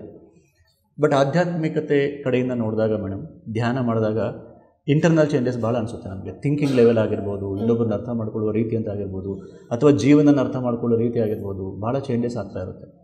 ಅಂತಹ ಒಂದು ಇನ್ನರ್ ಚೇಂಜಸ್ ನಿಮಗೆ ಧ್ಯಾನದಿಂದ ಆಗಿರುವಂಥ ಇನ್ನರ್ ಚೇಂಜಸ್ ಆಗಿರ್ಬೋದು, ಅಥವಾ ನೀವು ಧ್ಯಾನಕ್ಕೆ ಬಂದ ಮೇಲೆ ನಿಮ್ಮ ಜೀವನ ಯಾವ ಥರ ಬದಲಾಗಿದೆ ಮೇಡಮ್? ಅಫ್ಕೋರ್ಸ್ ನೀವು ಎಕ್ಸಾಂಪಲ್ ಎಲ್ಲ ಹೇಳಿದ್ರೆ ನಿಮ್ಮ ಹಸ್ಬೆಂಡ್ ಅವ್ರದ್ದು, ನಿಮ್ಮ ಪ್ರೊಫೆಷನ್ದೆಲ್ಲ, ನಿಮ್ಮ ವೈಯಕ್ತಿಕವಾಗಿ ಧ್ಯಾನದಿಂದ ನಾವೇನು ಪಡೆದಿದ್ದೀರಿ, ಏನು ಎಕ್ಸ್ಪೀರಿಯೆನ್ಸ್ ನೀವು ಪಡೆದಿದ್ದೀರಿ ಅಂದರೆ 1-2 ಎಕ್ಸಾಂಪಲ್ಸ್ ನೀವು ಏನು ಹೇಳಲಿಕ್ಕೆ ಇಷ್ಟಪಡ್ತೀರಾ? ಸರ್, ನಾನು ತುಂಬಾ ಇದೆ ಸರ್. ನನಗೆ ಆ ರೀತಿ ಹೇಳ್ಬೇಕಂದ್ರೆ, ನಾನು ಮೊದಲು ಯಾವ ರೀತಿ ಇದ್ದೆ, ಧ್ಯಾನಕ್ಕೆ ಬರೋಕ್ಕಿಂತ ಮುಂಚೆ ಯಾವ ಥರ ನೆಗೆಟಿವ್ ಇತ್ತು, ಧ್ಯಾನಕ್ಕೆ ಬಂದಮೇಲೆ ತುಂಬ ಚೇಂಜಸ್ ಆಯಿತು. ಓಕೆ. ಆ ರೀತಿ ಯಾವ ರೀತಿ ಚೇಂಜಸ್ ಅಂದರೆ, ಅನ್ನೆಸಸರಿ ಮಾತಾಡೋದಾಗಲಿ, ಅಳತೆ ಹೊಡೆಯೋದಾಗಲಿ, ಅಲ್ಲಿ ಹೋದಾಗ ನನಗೇನಿಸ್ತಿತ್ತು ಅವ್ರಿಗೆಲ್ಲ ಕರೆಸ್ತಾ ಇದ್ದೆ. ಆ ಕರೆಸಿದಾಗ ಧ್ಯಾನ ಮಾಡಿಸಿದಾಗ ಒಂದು ಚೇಂಜಸ್ ತುಂಬ ಅನ್ನಿಸ್ತು ನನಗೆ. ಯಾಕಂದರೆ ನಾವು ನಮ್ಮ ಬಗ್ಗೆ ನಾವು ಮಾತಾಡಲ್ಲ ಸರ್, ಬೇರೆಯವ್ರ ಬಗ್ಗೆನೇ ಜಾಸ್ತಿ ಮಾತಾಡ್ತೀವಿ. ಇನ್ಕೊಂಡು ನಂದು ಹೇಳ್ಕೊತೀನಿ. ನಾನು ಮೊದಲು ಧ್ಯಾನಕ್ಕೆ ಬರೋಕ್ಕಿಂತ ಮುಂಚೆ ಬರೀ ನಾನು ಒಂದು ದಿನವೂ ನನ್ನ ಬಗ್ಗೆ ಯೋಚನೆ ಮಾಡ್ತಿರ್ಲಿಲ್ಲ. ಬರೀ ಅವ್ರು ಹಂಗೆ ಇವ್ರು ಹಂಗೆ ಬರೀ ನೆಗೆಟಿವ್ ಯೋಚನೆ ಮಾಡ್ತಾಯಿದ್ದೆ. ಧ್ಯಾನಕ್ಕೆ ಬಂದಮೇಲೆ ಎಷ್ಟು ಚೇಂಜಸ್ ಆಯ್ತಂದರೆ, ನಾನು ಆ ಥರ ಮಾತಾಡೋದು ತಪ್ಪಲ್ವಾ, ನಾ ಆ ರೀತಿ ಮಾತಾಡಿದಾಗ ಯಾಕೆ ಆ ಥರ, ಅವ್ರದ್ದೇನು ಕರ್ಮ ಇದೆ ಅವ್ರು ಅನುಭವಿಸ್ತಾರೆ, ನಾನು ಆ ರೀತಿ ಚೇಂಜಸ್ ಆಗಬೇಕು, ಒಬ್ರ ಬಗ್ಗೆ ಮಾತಾಡಬಾರ್ದು ಅಂತ ಒಂದು ಫಸ್ಟು ನನಗೆ ಅನುಭವ ನಾನು ತಿಳ್ಕೊಂಡೆ. ಆಮೇಲೆ ಮನೆಯಲ್ಲಿ ಯಾರ ಬಗ್ಗೆ ಆದರೂ ಮಾತಾಡಿದರೆ ಅವ್ರಿಗೆ ಹೇಳೋಕ್ಕೆ ಶುರು ಮಾಡ್ತಾಯಿದ್ದೆ, ಅಮ್ಮ ಆ ರೀತಿ ಮಾತಾಡಬಾರ್ದು, ಯಾಕಂದರೆ ಅವ್ರ ಕರ್ಮ ನಾವು ತೊಗೊಳಂಗೆ ಸರ್. ಆ ರೀತಿ ಚೇಂಜಸ್ ಆಗಬೇಕಂತ ಸಾಕಷ್ಟು ಅನ್ನಿಸ್ತು. ಆಮೇಲೆ ನಾನು ಕೋವಿಡ್ ಟೈಮಲ್ಲಿ 11 ದಿವಸ ನನ್ನ ಮಕ್ಕಳಿಗೆ ಧ್ಯಾನ ಇಟ್ಕೋಬೇಕಂತಂದಾಗ, ಮಕ್ಕಳಲ್ಲಿ ನನಗೆ ಗ್ರೇಟ್ ಅನುಭವ ಏನಾಯಿತು ಅಂದರೆ, LKGಯಿಂದ ಹಿಡಿದು ಇಂಜಿನಿಯರ್ ಸ್ಟೂಡೆಂಟ್ಸ್ವರೆಗೆ 11 ದಿವಸ ಧ್ಯಾನ ಇಟ್ಕೊಂಡಿದ್ದೆ. ನನಗೆ ಸುತ್ತಮುತ್ತ ಫ್ಯಾಮಿಲಿ ಎಲ್ಲ ಬೈತಾಯಿದ್ರು, ಕೋವಿಡ್ ಟೈಮ್ನಾಗ ಒಬ್ರಿಗೊಬ್ರು ಮುಖ ನೋಡೋಂಗಿಲ್ಲ, ನೀನು ಎಲ್ಲ ಮಕ್ಕಳೆಲ್ಲ ಕೂಡ ಹಾಕ್ಕೊಂಡು ಮತ್ತೆ ಏನಾದರೂ ಅನಾಹುತ ಆದರೆ ನಮ್ಮ ಮಕ್ಕಳಿಗೆ ಪ್ರಾಬ್ಲಮ್ ಆಗ್ತದೆ, ನೀನು ಕರಿಬೇಡ ಅಂತ ಇದ್ದರು. ಆದರೂ 1 ದಿವಸ 2 ದಿವಸ ನಾನು ಬಿಟ್ಟೆ, ಹೋಲ್ಬಿಡು ಅವ್ರ ಪಾಡಿಗೆ, ಬಂದಷ್ಟು ಜನ ಬರಲಿ ಅಂತ. ಸರ್ ದಿವಸ ಏನಿಲ್ಲ ಅಂದರೆ 15ರಿಂದ 20 ಹುಡುಗರು ಬರ್ತಾಯಿದ್ರು, ಧ್ಯಾನ ಕೂಡಿಸ್ತಾಯಿದ್ರು. ಕೂಡಿಸ್ದಾಗ ಪಾಪ ಏನೂ ಗೊತ್ತಿಲ್ಲ ಸರ್, ಜೀರೋ. ನಾನು ಹೇಳ್ತಿದ್ದೆ ಈ ಥರ ಶ್ವಾಸದ ಮೇಲೆ ಧ್ಯಾಸ ಇರಬೇಕು, ನೀವೇನೇ ಆಲೋಚನೆ ಬಂದರೆ ಅದ್ರ ಕಡೆ ಗಮನ ಕೊಡಬಾರ್ದು. ಎಲ್ಲ ಧ್ಯಾನದ ಮೆಥಡ್ ಹೇಳ್ಕೊಟ್ಟಾಗ ಪಾಪ ಭಾಳ ಅದ್ಭುತವಾಗಿ ಧ್ಯಾನ ಮಾಡೋರು. ಮಾಡಿ ಆಮೇಲೆ ಜನ ಅವರೇ ಜಾಸ್ತಿ ಆಗಕತ್ಬಿಟ್ಟು ಸರ್. ದಿವಸ ಅವಾಗ 15ರಿಂದ 16 ಜನ ಬರೋರು, ಒಂದು 25-30 ಜನ ಬರೋಕತ್ತಿದ್ರು. ಇಂಜಿನಿಯರ್ ಸ್ಟೂಡೆಂಟ್ಸ್ವರೆಗೇನು ಬರ್ತಾಯಿದ್ರು. ಡೈಲಿ ಅವ್ರವ್ರ ಅನುಭವಗಳು ಹೇಳ್ಕೊಳ್ತಾ ಇದ್ರು. ಯಾಕಂದರೆ ಅವಾಗ ಎಲ್ಲಿ ಹೊರಗೆ ಹೋಗಂಗಿಲ್ಲ ಸರ್. 1 ಅವರ್ ಕ್ಲಾಸ್ ಆತಂದರೆ 1 ಅವರ್ ಅವ್ರ ಅನುಭವನೇ ಕೇಳ್ತಾ ಇದ್ದೆ, ಬೇರೆ ಅನುಭವ ಹೇಳ್ತಿರ್ಲಿಲ್ಲ. ಯಾಕಂದರೆ ಒಬ್ಬೊಬ್ಬರ ಅನುಭವ ಅವ್ರಿಗೆ ಇನ್ನೊಬ್ರಿಗೆ ಸ್ಫೂರ್ತಿ. ಹೌದು ಹೌದು. ನಮ್ಮ ಪತ್ರಿಜಿ ಸರ್ ಯಾವಾಗ ನಾನು ಅವ್ರ ಹತ್ರ ಏನು ತಿಳ್ಕೊಂಡೆ ಸರ್, ಅವರ ಬಗ್ಲಿಗೆ ನಿಂತ್ಕೊಂಡಾಗ ಫಸ್ಟು ನಿಮ್ಮ ಅನುಭವ ಹೇಳು ಅಂತಿದ್ರು, ಆಮೇಲೆ ಲಾಸ್ಟಿಗೆ ಮಾತಾಡ್ತಾ ಇದ್ರು ಸರ್. ನಾನು ಅಂತ ಇದ್ದೆ, ಅಲ್ಲ ಇಷ್ಟು ದೊಡ್ಡ ಜ್ಞಾನಿ ಇವರು ತಾವು ಹೇಳೋದು ಬಿಟ್ಟು ಅವ್ರ ಅನುಭವ ಕೇಳೋಂತಾರಲ್ಲ ಅಂತ ಅವಾಗ ಅನಿಸ್ತಾ ಇತ್ತು. ಇವಾಗ ನಾವು ಧ್ಯಾನದಲ್ಲಿ ಬಂದಾಗ ನಮಗೇನು ಅನಿಸುತ್ತೆ, ಬೇರೆಯವ್ರ ಅನುಭವನೇ ಬೇರೆ ಸ್ಫೂರ್ತಿ ಸರ್. ಹಾಗಾಗಿ ಮಕ್ಕಳು ಅವ್ರವ್ರ ಅನುಭವ, ಆಂಟಿ ನನಗೆ ರಾಮಕಂಡ ಕೃಷ್ಣಕಂಡ ಅಂತ ಮಕ್ಕಳು ಹೇಳ್ತಾ ಇದ್ರು. ಆಮೇಲೆ ಕೆಲವು ಮಕ್ಕಳು ತುಂಬ ಡಲ್ ಇದ್ರು ಸರ್. ದಿನ ಧ್ಯಾನ ಮಾಡ್ತಾ ಮಾಡ್ತಾ ಮಕ್ಕಳು ಇವಾಗೆಲ್ಲ ಫಸ್ಟ್ ಕ್ಲಾಸಾಗಿ ಬಂದಿದ್ದಾರೆ, ರ್ಯಾಂಕ್ ಸ್ಟೂಡೆಂಟ್ಸ್ ಆಗಿದ್ದಾರೆ, ಫ್ರೀ ಸೀಟ್ಗಳು ತಂದ್ಕೊಂಡಿದ್ದಾರೆ ಸರ್. ಧ್ಯಾನಕ್ಕೆ ಬಂದರು 11 ದಿವಸ ಧ್ಯಾನದಲ್ಲಿ. ತುಂಬ ಖುಷಿ ಅನಿಸುತ್ತೆ ಮಕ್ಕಳಿಗೆ ಧ್ಯಾನ ಹೇಳಿ ಅವರ ಅನುಭವ ನಾನು ತಿಳ್ಕೊಂಡಿದ್ದು, ಅದು ಗ್ರೇಟ್ ಅನುಭವ ಸರ್. Wonderful madam, really. ನೀವು ಮೇಡಮ್ ಅಂದರೆ ನಿಮಗೆ ಧ್ಯಾನಕ್ಕಿಂತ ಮೊದಲು ಫಿಸಿಕಲ್ ಆಗಿ ನಿಮ್ಗೆ ಏನಾದರೂ ಹೆಲ್ತ್ ಇಶ್ಯೂಸ್ ಏನಿದಿಲ್ವಾ? ಇವರು ಪರ್ಫೆಕ್ಟ್ಲಿ ಆಲ್ ರೈಟ್? ಇಲ್ಲ, ನಿಮ್ಗೆ ಯಾವ ಥರ ಯಾವುದೇ ರೀತಿ ತೊಂದರೆ ಇಲ್ಲ. ಮೊದಲು ನನಗೆ ಸಣ್ಣ ಪುಟ್ಟ ಎಲ್ಲ ಪ್ರಾಬ್ಲಮ್ಸ್ ಇದ್ದು ಸರ್. ಯಾವಾಗ ಈ ಧ್ಯಾನದಲ್ಲಿ ಬಂದು ನೋ ಮೆಡಿಸನ್ಸು, ನೋ ಮೆಡಿಸಿನ್, ಅಷ್ಟು ಎನರ್ಜಿಫುಲ್ ಆಗಿದ್ದೀವಿ. ಆಮೇಲೆ ಯಾರಿಗೆ ಆದರೂ ನಾನು ಮನೆಗೆ ಹೋದಾಗ ಅವ್ರಿಗೂ ಭಾಳ ಅನಾರೋಗ್ಯದಲ್ಲಿ ನರಳ್ತಾ ಇದ್ದರೆ ಅವ್ರಿಗೆ ಒಂದೇ ಹೇಳ್ತಿದ್ದೆ, ನೋಡಮ್ಮ ಇಷ್ಟೆಲ್ಲ ಅನುಭವಿಸ್ತೀರ, ಇಷ್ಟೆಲ್ಲ ಟ್ಯಾಬ್ಲೆಟ್ ತೊಗೊತೀರ, ಧ್ಯಾನ ಮಾಡಿ ನೀವು. ಧ್ಯಾನದಲ್ಲಿ ಸಾಕಷ್ಟು ಕಾಯಿಲೆಗಳು ಸಹ ಇಂಪ್ರೂವ್ಮೆಂಟ್ ಆಗ್ತಾವೆ. ಅಂದರೆ ಕೆಲವ್ರು ಕೇಳ್ತಾ ಇದ್ರು, ಕೆಲವ್ರು ಕೇಳ್ತಾ ಇರಲಿಲ್ಲ. ಕೇಳಿದಾರು ಧ್ಯಾನ ಮಾಡಿದಾರು ಇವತ್ತಿಗೂ ಮೆಡಿಸನ್ಸ್ ಬಿಟ್ಟಿದ್ದಾರೆ ಸರ್. ಅದು ಗ್ರೇಟ್ ಸರ್. ಓಕೆ ಓಕೆ, ಚೆನ್ನಾಗಿ ಮಾಡ್ತಾ ಇದ್ದಾರೆ ಧ್ಯಾನ. Wonderful madam. ಸೊ ಕೊನೆಯದಾಗಿ ನಮ್ಮ ಧ್ಯಾನಿಗಳಿಗೆ ನಿಮ್ಮ ಒಂದು ಸಂದೇಶ ಮೇಡಮ್, ಏನು ಹೇಳಲಿಕ್ಕೆ ಇಷ್ಟಪಡ್ತೀರಾ? ಸರ್, ಧ್ಯಾನಮಯ ಆಗಬೇಕು, ಧ್ಯಾನ ಕುಟುಂಬ ಆಗಬೇಕು, ಧ್ಯಾನ ಜಗತ್ತಾಗಬೇಕು ಸರ್. ಯಾಕಂದರೆ ಎಲ್ಲ ನೋಡಿಬಿಟ್ಟು ಜೀವನದಲ್ಲಿ ಸಾಕಷ್ಟು ಕಷ್ಟ ಸುಖಗಳೆಲ್ಲ ನೋಡಿದ್ದೀವಿ. ಕಷ್ಟ ಪ್ರತಿಯೊಬ್ಬ ಮನುಷ್ಯನಿಗೆ ಇದ್ದೇ ಇರುತ್ತೆ. ನಾನು ಸಾರ್ವಜನಿಕರಿಗೆ ಒಂದು ಸಂದೇಶ ಏನು ಹೇಳಬೇಕು ಅಂತಂದರೆ, ಧ್ಯಾನ ಮಾಡಿ. ಆ ಧ್ಯಾನದಲ್ಲಿ ನಮ್ಗೆ ಎಷ್ಟು ಇಂಪ್ರೂವ್ಮೆಂಟ್ ಆಗುತ್ತೆ ಅಂದರೆ, ಕಾಮಧೇನು ಕಲ್ಪವೃಕ್ಷ ಇದ್ದಂಗೆ ಸರ್ ಧ್ಯಾನ ಅನ್ನೋದು, ಅಕ್ಷಯ ಪಾತ್ರ ಇದ್ದಂಗೆ. ನಾವು ಏನು ಅಂದ್ಕೊಳ್ತೀವಿ ಅದಾಗುತ್ತೆ. ಅದು ನನ್ನ ಜೀವನದಲ್ಲಿ ನಾನು ಅಳವಡಿಸ್ಕೊಂಡಿರೋದು. ಇದು ಸಾಧ್ಯ ಇಲ್ಲ ಅನ್ನಂಗಿಲ್ಲ ಸರ್, ನನ್ನ ಧ್ಯಾನದಲ್ಲಿ ಅಷ್ಟು ಸಾಧ್ಯ ಆಗಿದೆ. ಆಮೇಲೆ ವಯಸ್ಸಾದರು ಸರ್ ಸಾಕಷ್ಟು ಮೆಡಿಸಿನ್ಸ್ ನುಂಗ್ತಾರಲ್ಲ, ಅವರಿಗೆ ಧ್ಯಾನದ ಬಗ್ಗೆ ಯೂಟ್ಯೂಬ್ನ ಚಾನಲ್ ಹಚ್ಚಿ ನಾನು ಕೊಡ್ತಾಯಿದ್ದೆ. ಅಂದರೆ ಯಾರ ಮನೆಗೇನೋ ಹೋಗ್ತಿರ್ತೀನಿ, ಅಲ್ಲಿ ವಯಸ್ಸಾದವ್ರು ಕಂಪಲ್ಸರಿ ಇದ್ದೇ ಇರ್ತಾರೆ. ಅವ್ರಿಗೆ ಪಾಪ ಧ್ಯಾನ ಅನ್ನೋದೇ ಗೊತ್ತಿರೋದಿಲ್ಲ. ಅಂಥವ್ರಿಗೆ ಪತ್ರಿಜಿ ಸರ್ದು ಸ್ಪೀಚ್ದಾಗಲಿ ಬೇರೆಯವ್ರ ಅನುಭವಗಳ್ದೆಲ್ಲ ಹಾಕಿ ಅವ್ರ ಪಕ್ಕದಾಗ ಇಡ್ತಾ ಇದ್ದೆ. ಅವರು ಕೆಲವ್ರು ಧ್ಯಾನ ಮಾಡಲಿದ್ದಾರೆ ಸಹ ಅದು ಧ್ಯಾನ ಮಾಡ್ತಾಯಿದ್ರು ನೋಡಿ, ಅಯ್ಯೋ ಎಷ್ಟು ಚೆನ್ನಾಗಿ ಹೇಳ್ಕೊಂಡ್ರಲ್ಲ, ಅದೇ ರೀತಿ ನೀವು ಹೇಳ್ಕೊಳ್ರಿ ಅಂತಂದು ಅವನು ಕೆಲವು ರೆಕಾರ್ಡ್ಸ್ ಮಾಡಿಟ್ಟಿದ್ದೀನಿ. ನನ್ನ ಹತ್ರ ಇದೆ ರೆಕಾರ್ಡ್ಸು, ಯಾವಾಗ ಅವಕಾಶ ಇದ್ದಾಗ ತೋರ್ಸೋಕ್ಕಾದರೂ ಬರುತ್ತೆ ಅಂತ. ಆಮೇಲೆ ಅವ್ರ ಹತ್ರನೂ ತುಂಬ ಚೇಂಜಸ್ ಇದೆ. ನಾನು ಮೊದಲು ಯಾವ ರೀತಿ ಇದ್ದೆ, ಈಗ ಯಾವ ರೀತಿಯಾಗಿ ಸರ್. ಈ ಧ್ಯಾನ ಅನ್ನೋದು ನಮ್ಮ ಪೂರ್ವಜನ್ಮದ ಪುಣ್ಯ ಸರ್. ಆಗೆಲ್ಲ ಋಷಿಮುನಿಗಳು 10 ವರ್ಷ 15 ವರ್ಷ ಧ್ಯಾನ ತಪಸ್ಸು ಮಾಡ್ತಾಯಿದ್ರು. ಅವಾಗ ಏನಾಗ್ತಿತ್ತು ಸರ್, ದೇವ್ರ ಪ್ರತ್ಯಕ್ಷ ಆಗ್ತಿದ್ದ. ಇಷ್ಟು ವರ್ಷ ನೀನು ಮಾಡಿಯಾ, ನಿನಗೇನು ವರ ಬೇಕು ಕೇಳು ಅಂತಿದ್ರು. ಅವಾಗ ತತಾಡಿಸು ಅಂತ ಹೇಳ್ತಾಯಿದ್ರು ದೇವರು. ಅವಾಗ ತಪಸ್ಸು ಸರ್, ಇವಾಗ ಧ್ಯಾನ, ಇಷ್ಟೇ ವ್ಯತ್ಯಾಸ. Wonderful madam, beautiful. ಆ ಥರ ನಾವು ಧ್ಯಾನನೇ ಮಾಡ್ಕೊತಾ ಇದ್ದರೆ ಎಷ್ಟು ಚೆನ್ನಾಗಿರುತ್ತೆ ಸರ್. ನನಗೇನು ಅನಿಸುತ್ತೆ, ಅವತ್ತು ಧ್ಯಾನ ಮಾಡಿಲ್ಲ ಅಂದರೆ ನನಗೆ ಇಡೀ ದಿನ ನಿದ್ದೆನೇ ಬರೋದಿಲ್ಲ. ಆ ಒಂದು ಅಟ್ಯಾಚ್ಮೆಂಟ್ ಏನಂದರೆ, ಬೆಳಗ್ಗಿಂದ ಸಂಜೆವರೆಗೆ ನಾನು ಹೊರಗಡೆ ಕೆಲಸ ಇದ್ರೂ ರಾತ್ರಿ ಮಾತ್ರ ಧ್ಯಾನ ಮಾಡೇ ಮಲಗೋದು. ಆಮೇಲೆ ನಿದ್ದೆ ಬಂದಿಲ್ಲ ಅಂದರೆ ಯೂಟ್ಯೂಬ್ ಚಾನಲ್ ಹಚ್ಕೊಂಡು ಕೊಡ್ತೀನಿ. ಎಂತೆಂಥ ಗ್ರೇಟ್ ಮಾಸ್ಟರ್ ಸರ್. ನಿಜವಾಗ್ಲೂ ನಾನು PMC ಚಾನಲ್ಗೆ ತುಂಬ ಧನ್ಯವಾದಗಳು ಹೇಳೋಕ್ಕೆ ಇಷ್ಟಪಡ್ತೀನಿ. ಯಾಕಂದರೆ ಇವಾಗ ಪ್ರತಿಯೊಬ್ಬರಿಗೂ ಮೊಬೈಲ್ ಇರ್ತವೆ. PMC ಕನ್ನಡ ಅಂತ ಹೊಡೀರಿ, ಇಲ್ಲೊಂದು PMC ತೆಲುಗು ಅಂತ ಹೊಡೀರಿ. ಯಾವ ಲ್ಯಾಂಗ್ವೇಜ್ ಬೇಕಂದರೆ ನಮ್ಮ ಅಂಗೈಯಲ್ಲೇ ಇದೆ ಸರ್ ಪ್ರಪಂಚ. ಕೆಲವ್ರಿಗೆ ಏನು ಧ್ಯಾನ ಅನ್ನೋದು ಶೂನ್ಯ ಅಂತ ಗೊತ್ತಿದ್ರೂ ಆ ಒಂದು ಪಿರಮಿಡ್ ಸ್ಪಿರಿಚುವಲ್ ಇಟ್ಟು ನಾವು ಕೂತ್ಬಿಟ್ರೆ ಎಂಥ ಅನುಭವ ಸರ್. ಅವರು ಅನುಭವ ಕೇಳ್ಕೊಂಡ್ರೆ ನಾವು ಮಾಡಬೇಕಲ್ಲ, ಅವರು ಆ ಥರ ಆಗಿದೆ ನಮ್ಗೆ ಯಾಕಾಗಲ್ಲ ಅಂತ ಮನಸ್ಸು ಹೇಳುತ್ತಲ್ಲ, ಆ ಮನಸ್ಸಿಂದನೇ ನಾವು ಧ್ಯಾನಕ್ಕೆ ಅನ್ನಿಸ್ತೀವಿ. ಹಾಗಾಗಿ ಕೆಲವ್ರಿಗೆ ಹೋದಾಗೆಲ್ಲ ಹೇಳ್ತೀನಿ, ಅಮ್ಮ ಫಸ್ಟು ಹರಟೆ ಹೊಡಿಬೇಡ್ರಿ, ಫಸ್ಟು PMC ಚಾನಲ್ ಹೊಡಿದ್ರಿ ಅಂತ. ಯೂಟ್ಯೂಬ್ನಲ್ಲಿ ಎಂಥ ಗ್ರೇಟ್ ಅನುಭವ ಸರ್. ಯಾಕಂದರೆ ಕೆಲವರು ಎಂತೆಂಥ ಕಾಯಿಲೆ ಇದ್ದರು ಹುಷಾರಾಗಿದ್ದಾರೆ. ಆಮೇಲೆ ಕೋವಿಡ್ ಟೈಮ್ನಲ್ಲಂತೂ ತುಂಬ ಅನುಭವ ಸರ್. ಜೂಮ್ ಕ್ಲಾಸಸ್ಸು ನಾನು ಸುಮಾರು ಅಟೆಂಡ್ ಮಾಡಿದೆ. ಕೆಲವ್ರು ಅಂತಾರೆ ಅವ್ರ ಮುಖ ನಾವು ನೋಡಿರೋದಿಲ್ಲ, ನಮ್ಮ ಮುಖ ಅವರು ನೋಡಿರೋದಿಲ್ಲ. ಆ ಕ್ಲಾಸ್ದಲ್ಲಿ ಎಂಥ ಬಾಂಧವ್ಯ, ನಾವು ಏನೋ ಒಂದೇ ಕುಟುಂಬದವರಪ್ಪ ಅಂತ ನೋಡ್ರಿ. ಎಲ್ಲೇ ನಾವು ಸಭೆ ಸಮಾರಂಭದಲ್ಲಿ ಧ್ಯಾನದ ಕ್ಲಾಸಲ್ಲಿ ಹೋದರೆ ಎಂಥ ಖುಷಿ ಸರ್. ಅವ್ರು ಯಾರೋ ನಾವ್ಯಾರು, ಆದರೂ ಧ್ಯಾನದಲ್ಲಿ ಆ ಥರ ಕೂಡ್ತೀವಿ. ಆಮೇಲೆ ಒಂದು ಧ್ಯಾನ ಕೂಡೋಕ್ಕಿಂತ ಮುಂಚೆ ಒಂಥರ ಖಾಲಿ ಕೊಡ ಇದ್ದಂಗೆ ಇರುತ್ತೆ. 1 hour 2 hours ಧ್ಯಾನ ಆದಮೇಲೆ ನೋಡ್ರಿ ಆ ಕೊಡ ಹೆಂಗೆ ತುಂಬಿರುತ್ತೆ ಅಂದರೆ ಆ ಎನರ್ಜಿನೇ ತುಂಬಿರುತ್ತೆ ಆ ಕೊಡ. ಯಾಕೆ ಕೊಡಪ್ಪ ಅಂದರೆ ಆ ದೇಹನ ಕೊಡ. ಆ ಒಂದು ಖಾಲಿ ಕೂತಿರ್ತೀವಿ ನಾವು ಮೈಂಡ್, ಆ ಧ್ಯಾನದಲ್ಲಿ ಎನರ್ಜಿ ತೊಗೊತೀವಿ, ಖುಷಿಯಾಗಿಬಿಡುತ್ತೆ. ಬೇಕಾದ ಕೆಲಸ ಹೇಳಿ ನಾವು ಮಾಡ್ತೀವಿ. ಎಂಥ ಎನರ್ಜಿ ಸರ್ ಅದು. 10 ಕೆಲಸ ಮಾಡೋ ಕೆಲಸ ನಾವು 20 ಕೆಲಸ ಮಾಡ್ತೀವಪ್ಪ.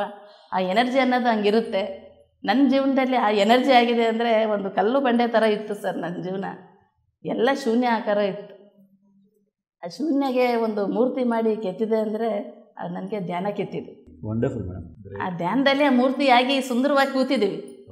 ಯಾಕಂದರೆ ಒಂದು ಕಲ್ಲು ಒಂದು ಮೆಟ್ಲಾಗುತ್ತೆ ಸರ್. ಆ ಮೆಟ್ಲಿಗೆ ಪೂಜೆ ಮಾಡಲ್ಲ. ಅದೇ ಕಲ್ಲು ಒಂದು ಶಿಲ್ಪಿ ಆ ಒಂದು ಮೂರ್ತಿ ಮಾಡ್ತಾನೆ. ಅದ್ರಾಗ ಏನು ಮಾಡ್ತಾರೆ, ನಮಸ್ಕಾರ ಮಾಡ್ತಾರೆ.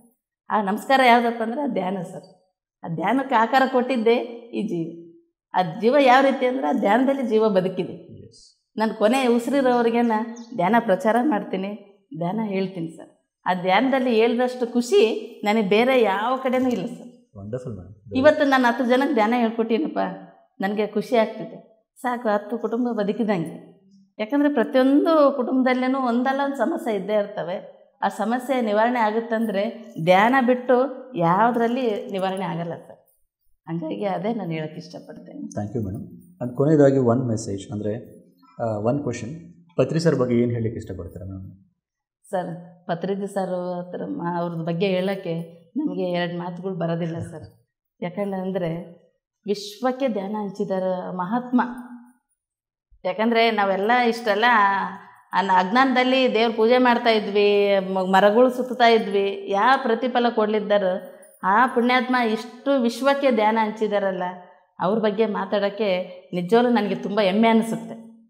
ಯಾಕಂದರೆ ಇವತ್ತು ಕೂತೀವಿ, ನಮಗೆ ಧ್ಯಾನ ಅನ್ನೋದು ಯಾರು ಹೇಳ್ಕೊಟ್ಟಿದ್ದಾರಪ್ಪ ಅಂದರೆ ನಾನು ಪತ್ರಿಜಿಯವ್ರು ನೋಡಿದ್ದೀವಿ. ನಾವು ಅವ್ರು ಪಟ್ಟಿರೋ ಕಷ್ಟ, ಅವರು ಓದಿರೋ ಬುಕ್ಸ್ಗಳು, ಅವ್ರಿಗೆ ಬಂದಿರೋ ಜ್ಞಾನ, ಲಕ್ಷಾಂತರ ಕಡ್ತಲಲ್ಲಿ ಪ್ರೋಗ್ರಾಮ್ ಮಾಡಿದ್ದು, ಅವ್ರವ್ರ ಅನುಭವ ಹಂಚ್ಕೊಂಡಿದ್ದು, ಧ್ಯಾನದಲ್ಲಿ ಇಷ್ಟೆಲ್ಲ ಐತಾ ಅಂತ ನಾವು ತಿಳ್ಕೊಂಡಿದ್ದು. ಆ ಒಂದು ಮಹಾತ್ಮ ಇಷ್ಟೆಲ್ಲ ಲೋಕ ಕಲ್ಯಾಣಕ್ಕಾಗಿಯೇ ಬಂದಿದ್ದಾರೆ ಅವರು. ಯಾಕಂದ್ರೆ ನಾವು ದೇವ್ರು ನೋಡಿಲ್ಲ ಸರ್. ಎಲ್ಲ ಪುರಾಣ ಹರಿಕಥದಲ್ಲಿ ಬುಕ್ಸ್ಗಳಲ್ಲಿ ಅಂತೀವಿ ರಾಮ ಹಿಂಗೆ ಇದ್ದ, ಕೃಷ್ಣ ಹಿಂಗೆ ಇದ್ದ ಅಂತ. ಕಲಿಯುಗದ ರಾಮ ಯಾರಪ್ಪ ಅಂದರೆ ನಮ್ಮ Subhash Patriji sir. Wonderful madam. ಹೌದಲ್ಲ ಸರ್? ಆ ಧ್ಯಾನದಿಂದ ಎಷ್ಟೋ ಕುಟುಂಬಗಳು, ಲಕ್ಷಾಂತರ ಅಲ್ಲ ಸರ್, ಕೋಟಿಗಟ್ಟಲೆ ಜನ ಉದ್ಧಾರ ಆಗಿದ್ದಾರೆ. ಆ ಉದ್ಧಾರ ಆಗಿರೋ ಕಾರಣ ಯಾರಪ್ಪ ಅಂದರೆ ನಮಗೆ ಸುಭಾಷ್ ಪತ್ರಿಜಿ ಸರ್. ಅವರು ಒಂದು ಕ್ಷಣ ನೋಡಿಬಿಟ್ರೆ ಸಾಕು ಸರ್, ನನ್ನ ಜೀವನ ಪರಿವರ್ತನೆ ಇನ್ನೇನಾಯಿತು, ನಮ್ಮ ಸಾರ್ಥಕ ಆಯ್ತಪ್ಪ ನನ್ನ ಜೀವನ ಅಂತ. ಸುಮಾರು ಸರ್ ಒಂದು 4 ರಿಂದ 5 ಸರ ಸಾರಿಗೆ ಪಕ್ಕದಲ್ಲಿ ಕೂತು, ಅವ್ರೇನಿಲ್ಲ ಸರ್, ಪಕ್ಕದಲ್ಲಿ ಕೂತು ಸಾಕು ನೀನು ಅನುಭವ ಹೇಳಂತಿದ್ರು. ಆ ಅನುಭವ ಎಂಥ ಜ್ಞಾನ ಅಂದರೆ ಆ ಎನರ್ಜಿ ಒಂಥರ ಒಂದು ಬೆಳಕು. ಆ ಬೆಳಕಿಂದನೇ ನಾವು ಈ ಶಕ್ತಿಯಾಗಿ ಇಲ್ಲಿ ಕೂತಿದ್ದೀವಿ ಅಂತ. ಸುಭಾಷ್ ಪತ್ರಿಜಿ ನಮ್ಮ ನೋಡಿದ್ದೀವಲ್ಲಪ್ಪ, ನಾವು ಈ ಜನ್ಮದಲ್ಲಿ ನೋಡಿದ್ದೀವಲ್ಲ ಅನ್ನೋದೇ ನಮಗೆ ಖುಷಿ ಸರ್. ಯಾಕಂದರೆ ಬುದ್ಧ, ರಾಮ, ಭಗವಾನ್ ಎಲ್ಲ ಬರೇ ಪುರಾಣದಲ್ಲಿ ನೋಡಿದ್ದೀವಿ. ಇದು ನಿಜವಾದ ದೇವರು ಯಾರಪ್ಪ ಅಂದರೆ Subhash Patriji sir. Thank you madam, thank you so much. So ಇಷ್ಟು ಡೀಟೇಲ್ಡ್ ಆಗಿ ನಿಮ್ಮ ಒಂದು ಧ್ಯಾನದ ಒಂದು ಅನುಭವಗಳನ್ನು ನಮ್ಮ ಧ್ಯಾನಿಗಳಿಗೋಸ್ಕರ ಇಷ್ಟು ಕ್ಲಿಯರಾಗಿ ವಿವರಿಸಿದ್ರು ನೀವು. ಸೊ ಮತ್ತೊಮ್ಮೆ ತಮಗೆ PMC ಕನ್ನಡ ಚಾನಲ್ ವತಿಯಿಂದ ಹೃತ್ಪೂರ್ವಕ ಧನ್ಯವಾದಗಳು madam. Thank you so much. Thank you sir. Thank you. PMC Kannada channel ಅನ್ನು ಲೈಕ್ ಮಾಡಿ, ಶೇರ್ ಮಾಡಿ, ಸಬ್ಸ್ಕ್ರೈಬ್ ಮಾಡಿ ಮತ್ತು ಮಾಡಿಸಿ. ಎಲ್ಲರಿಗೂ ಧನ್ಯವಾದಗಳು.